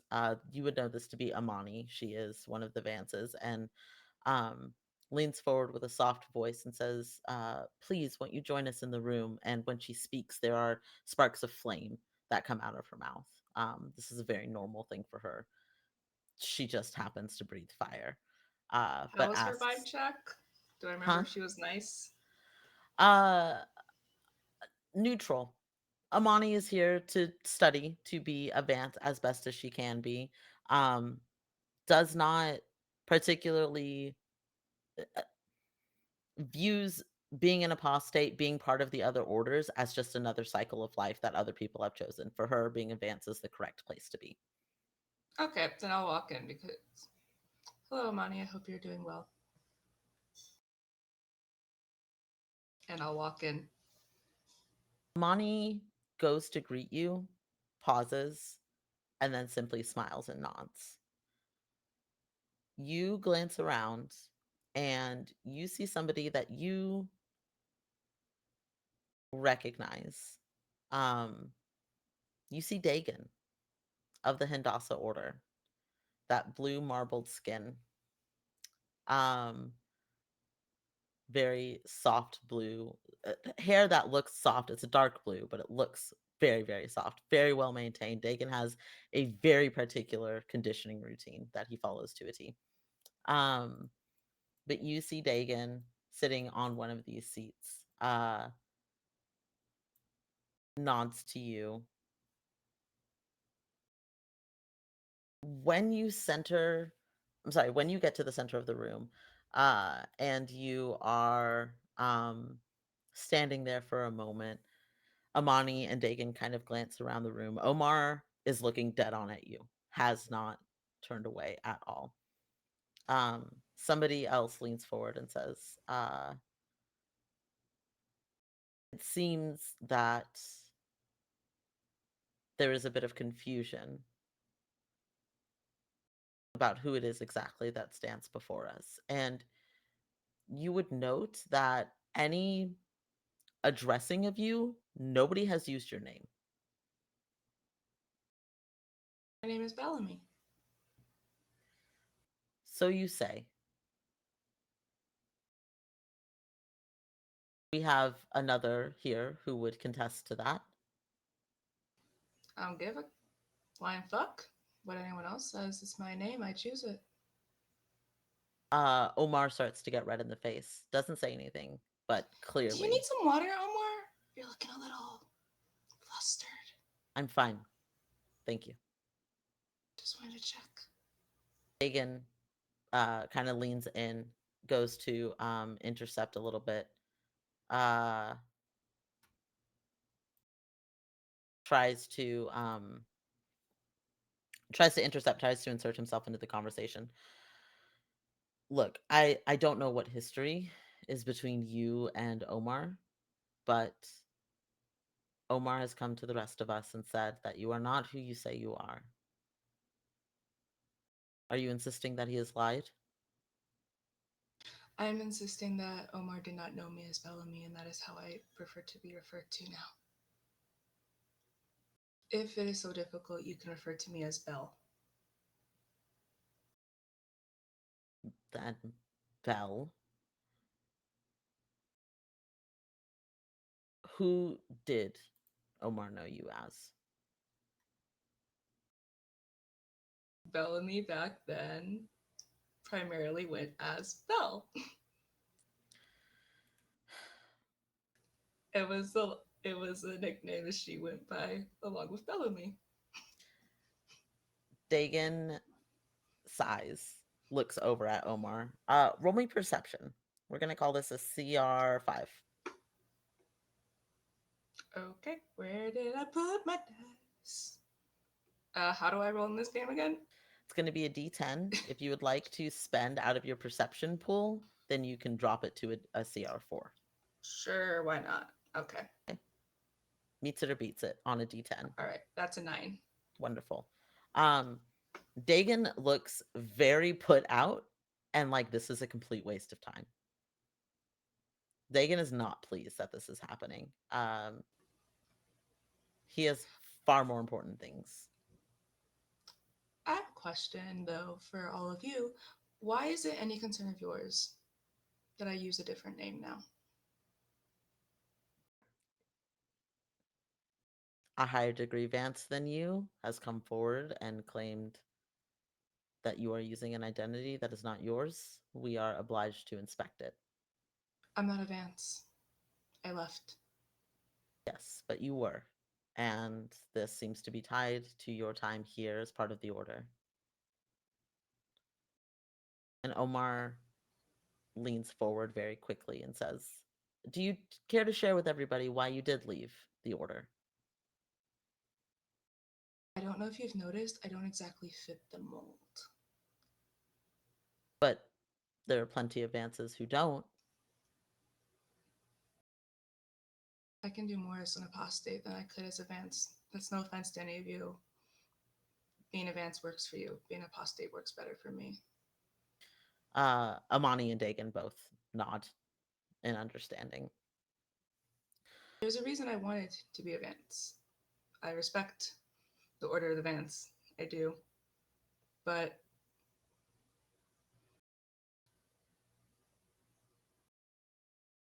I don't work the same way that y'all do. And it got exhausting to try to make myself do that. And after a while, I just didn't have the motivation to keep trying. Dagon nods slowly. A reason very similar to other apostates, Omar. This is very reasonable of her to say. And Omar, again, getting red in the face. There's more to it than that. There's more to the story. She's not telling everything. I'm telling my reasons. These are my reasons. What happened? What happened isn't directly tied to me deciding I could not be a Vance anymore. I went through a tragedy. I grieved. I'm still grieving. And you have the fucking audacity to drag me out here to question me when you don't know a damn thing about me. You get pissed off that I'm using a different name. You seem more pissed off about that than what happened. If you are so concerned that what happened to Bellamy, why don't you put your energy behind that? Roll me interaction. And we're going to call this a CR. We're going to call this a CR6. Can I lower that? Absolutely. You can spend a Bene to lower it to a 5. Okay, good, because I got 5. The room shifts. The energy in the room shifts. You are bringing up a very good point. You are bringing up a tragedy that everybody in this room was aware of. A spell gone wrong is a horrible thing. Truly. And you know, and you might be the only person, there might be others in this room, but you know that it was not a spell gone wrong. But nobody else knows that. Simply seemed a simple tragedy that took somebody's life. Amani leans forward. Omar is not trying to dismiss what you went through. And you're right. This is dragging open old wounds that don't need to be opened, Omar. There's no reason that we've dragged her here before us today to rehash this.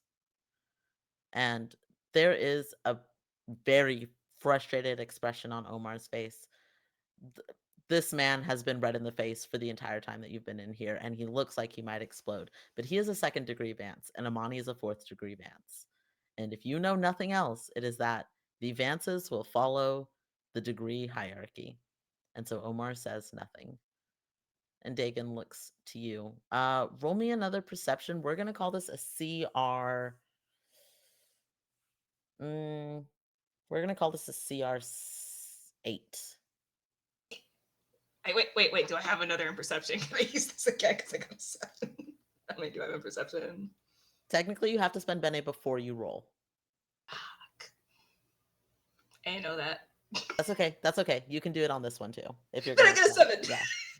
Yeah. But then moving forward, you have to spend Bene before you roll. Okay. Thank You catch that Dagon does not quite believe what Amani is saying. Dagon's curiosity is piqued. Something about this is not reading straightforward to him. He's not saying anything. He's not doing anything. But the way that he's looking at you, the way that he's looking at Omar, he's starting to put some lines together that there's something more to the story than what is being said here. you really want to know why I go by Bellamy now? To hold on to the best part of myself that ever existed. Bellamy was everything good about me. Everything that I loved and cherished about me came from Bellamy. And when they died, I just wanted to hold on to a part of them.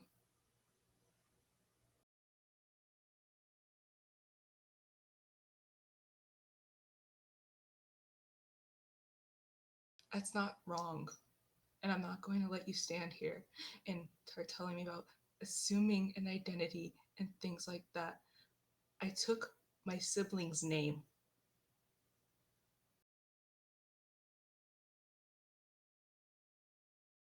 Because I miss them.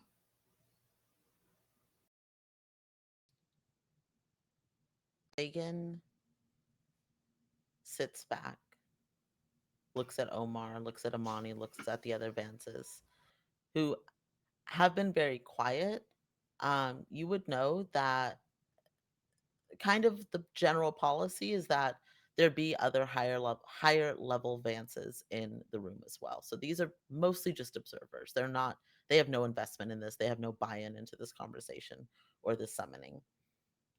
But Dagon kind of glances around. Amani makes eye contact with him and she nods. And Dagon says, "We've done enough damage here today, Omar. I think that we need to let this go." And then turns to you and says, "Be careful that your grief does not consume you. Oftentimes, we can grieve so strongly that we lose sight of who the person used to be. We only remember them as we want to. I've seen it eat others alive." I think Bellamy takes that and it's like that's the first time somebody's actually talked to her about what happened and given her like advice other than you need to go over it. There was a spell gone wrong. Like it's the first time someone gave her actually meaningful advice after Bellamy died. And like takes that to heart. Thank you. I'll do my best to remember that. You are free to leave.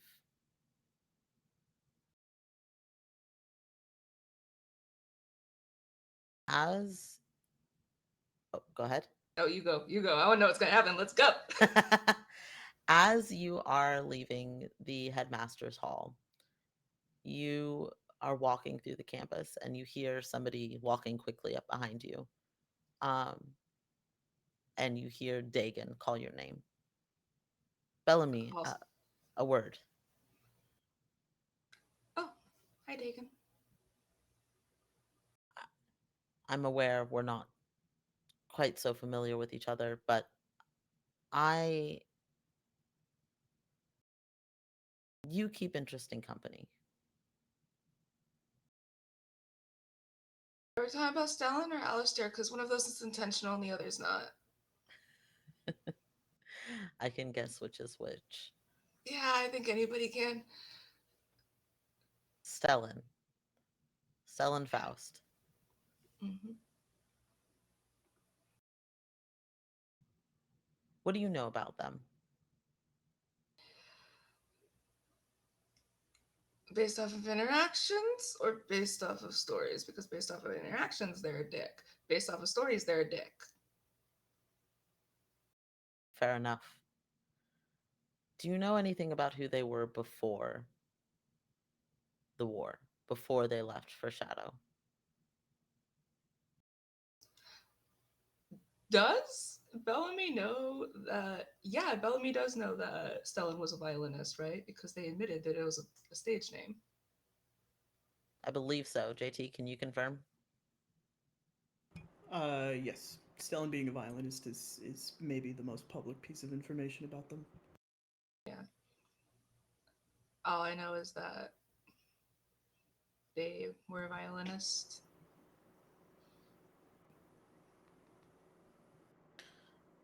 I encourage you to tread carefully around them, which it sounds like you already do. But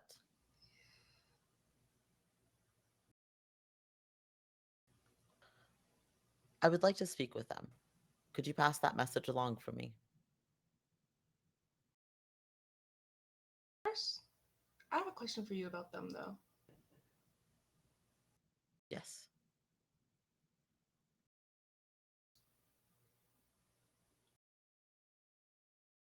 Why are they so insistent on knowing everything, even if it's none of their business?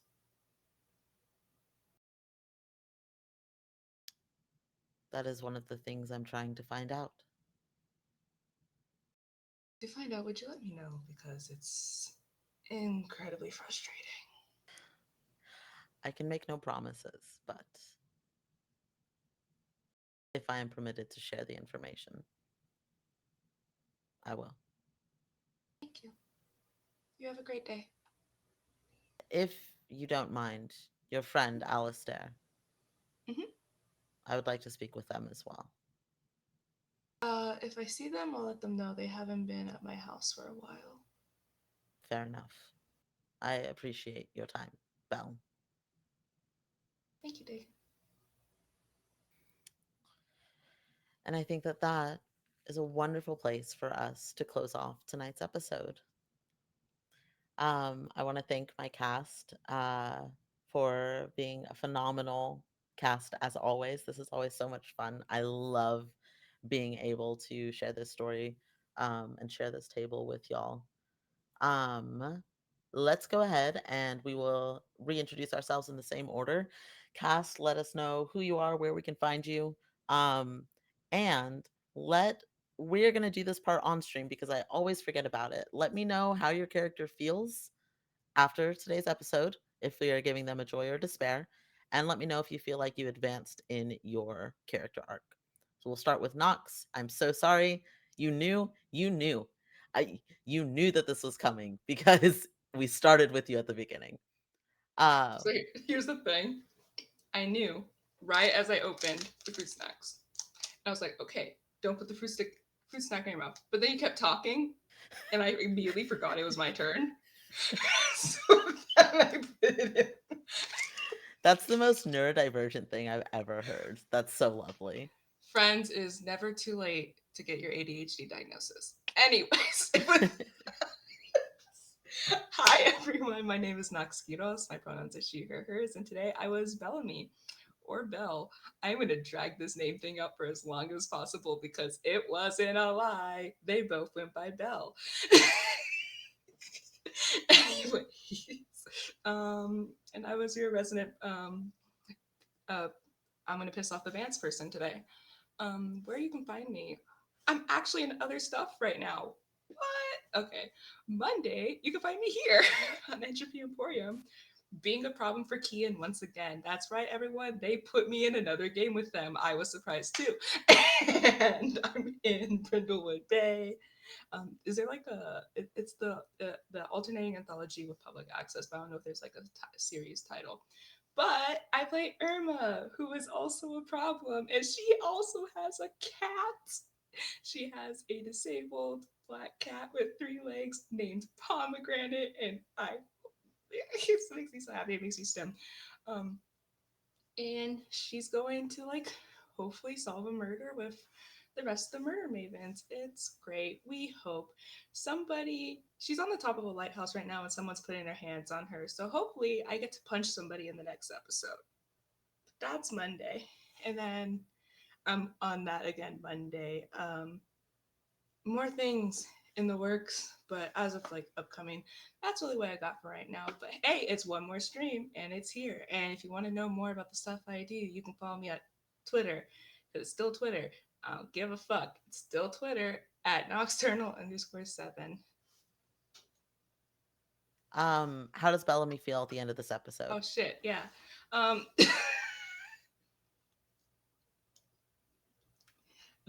this is probably the first this is the first time on stream probably where Bellamy's marking despair Okay. because everything she said was 100% true. Bellamy has not lied this entire time. I need people to know that she has not lied. But it is bringing up, it's not an old wound because it never healed, but it's bringing up something that she's trying to get past in her own way. And it's the first time she's had to say out loud that her sibling is gone in a while. So she's not feeling good. She also does not like Omar and was just pissed off to see him and see that he was trying to drag this out. But also, she was a little bit happy that when she answered what her name was, it was technically true and she could piss him off even more. um, but yeah, and I think because with what Ava gave me, thank you, Isra, I can move forward towards my. Ow, Jesus, that's my knee. Stop it. Stop it. I can move forward in my arc. Hazel's also a problem. Hazel has never Drink done Dr. anything Pepper. wrong a day in her life. Hazel has done everything wrong. Okay, I need you to understand. Sometimes family is the ableist cat you adopt, okay? But you know what? This cat actively tries to make my life harder. Also, I drank some water and I'm gonna finish this. I know you said it's not a challenge. It is, and it's gonna be my fourth Dr. Pepper. So, We're drink very water. proud of you for the water. Just so that the audience is aware, mechanically, the way Invisible Sun works is that whenever you're thinking about how your character is feeling at the end of the game and if they progressed on their arc, that gives you points to be able to advance your character mechanically. So that's what these last couple of questions are. We will pass the mic up to JT. Hi, I'm JT. I'm at WeebGeet on Twitter. I'm also at Entropy Emporium on Twitter and everywhere else. This is my channel, technically. I would argue that it's our channel, given that I GM one of 6 games, soon to be 7, but that's for another day. Um, I am in a lot of stuff right now. I run the Weird Wilds War, which is a bi-weekly Friday D&D 5e homebrew game here on this channel with a very fun and neat and cool cast of lovely, colorful characters. You can find me in Beacons, Royal Flush right now, but very soon to be Arc 3 of the Beacons of Farlight series that I run over on High Shelf Collective. That is a post-apocalyptic 40k inspired fucked up little world, and all of the characters are almost always going through it, and I love it a lot. It's very near and dear to my heart. Go watch it. That's next Wednesday is the finale of Beacon's Royal Flush, which, as I have described many times before, is kind of like if The Sopranos was also Succession, and scary, now that we've sort of dipped into a sort of horror element. You can find me on the other Wednesday as Caldwell in Lost Caravan's Nova miniseries. We are on our second season. Caldwell is a robot scientist with some friends. and we are currently going through a lot over there. As for Entropy Emporium, we have a lot of really neat shows that I'm going to let the I think just Kian and JD are going to talk about their things. But every other Tuesday, we have They Call Us Villains. I will let JD give the spiel for that. Every other Thursday, we have God Complex. It is a Girl by Moonlight, Neon Genesis Evangelion inspired world. It's been a lot of fun. Uh, every game on this channel is so impressive and cool. By the way, I've been feeling a lot of love for what we do here, and I'm very proud of everybody. As I mentioned, Fridays, Weird Wilds War. Saturday is this, and then Mondays we also have the anthology series, which I will let Kian talk more about as well. Um, Other than that, you can find me next Saturday on High Shelf Collective playing Morkborg for the first time. It seems like a fun game. I'm very excited about it. But I'm going to go ahead and go on to Stellan, who is marking a despair.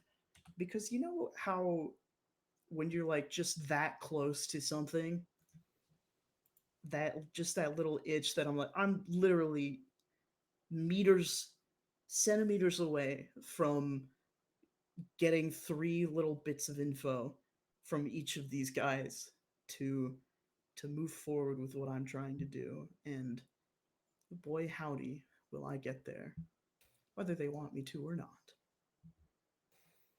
Do you feel that you have advanced on the arc? No, not quite yet. Okay. Just one despair, no acumen.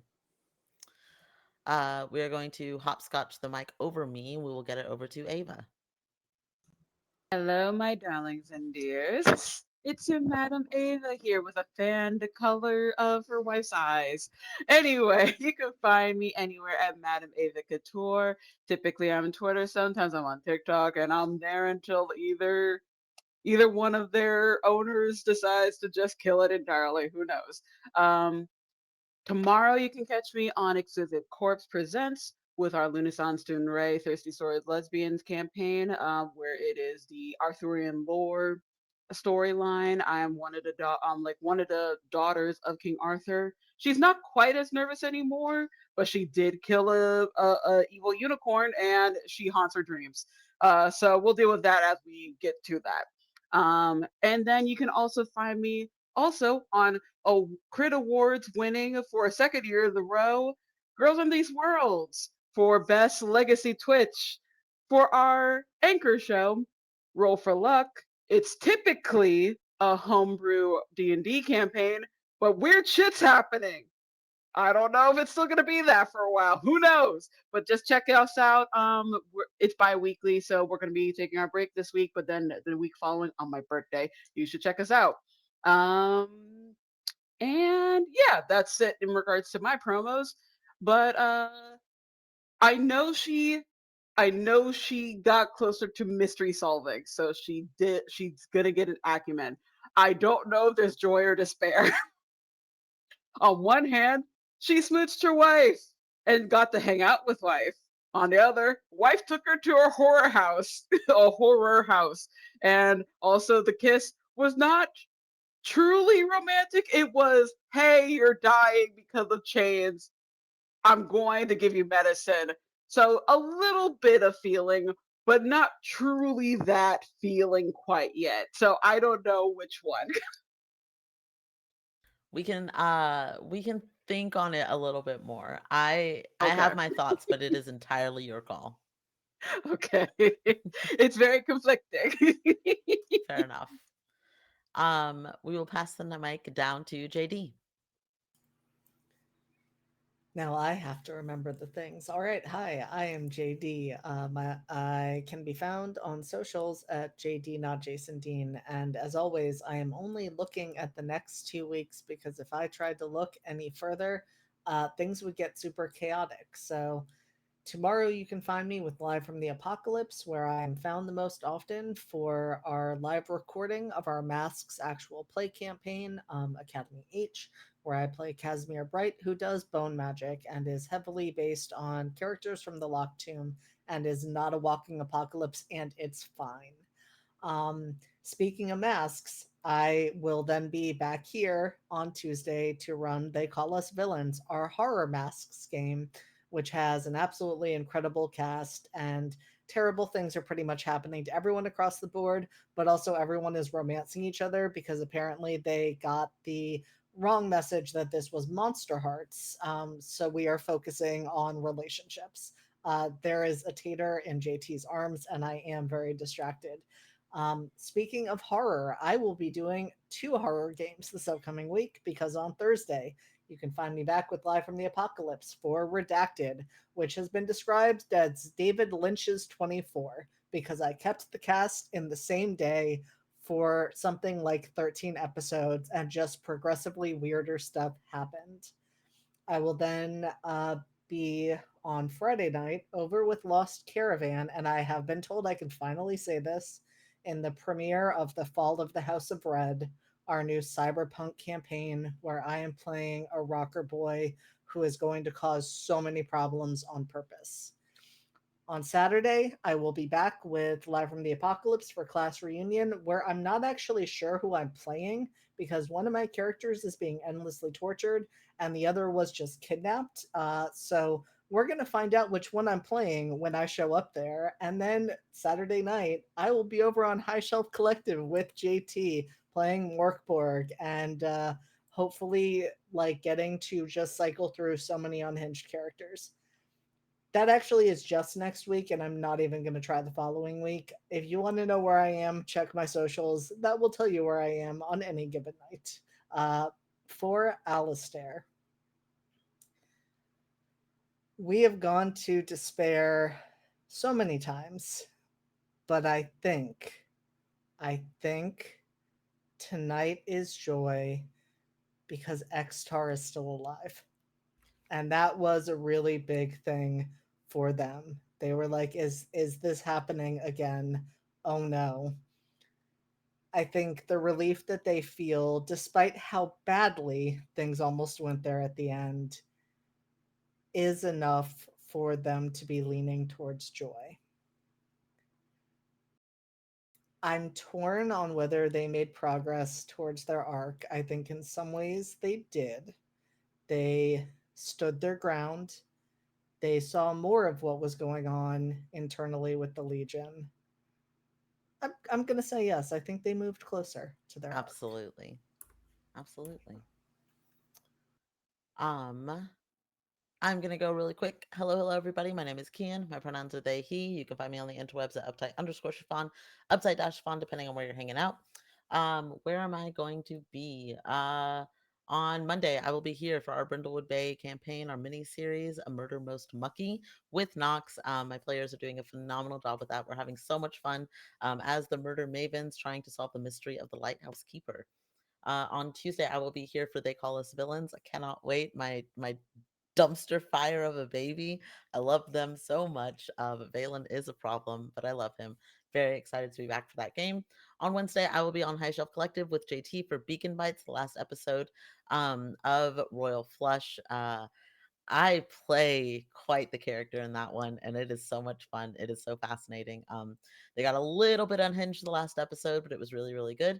On Saturday, I will be on Caravan, Lost Caravan, for the finale of our Fabula Ultima campaign, Fatal Ascension. We are fighting death for the second time, I think. It didn't really go well the first time, but we figured it out. So let's see what happens this time around. Next Wednesday, I will be on Caravan for Nova, our season 2 campaign, which I get to hang out with JT and JD for that one. It's the campaign about trauma. And then, of course, next Saturday, I will be back here for Blooming in the Rot. Or, not next Saturday, Saturday after that for Blooming in the Rot. Have a couple other projects coming up, including some very special projects with some people on the screen that I'm really, really excited about that I can't yet talk about. But keep an eye on social medias. That is where you'll hear about it first. That's me.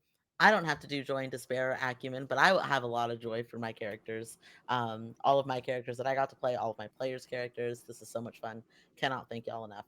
We are going to raid Lost Caravan. They are at the tail end of their charity week, their Call of Cthulhu charity week. So go and show them some love. Let them know where you came from. And we will catch y'all next time. Have a good night, everybody. Cass, say goodbye. Goodbye, cast. Bye. See y'all next time. I finished.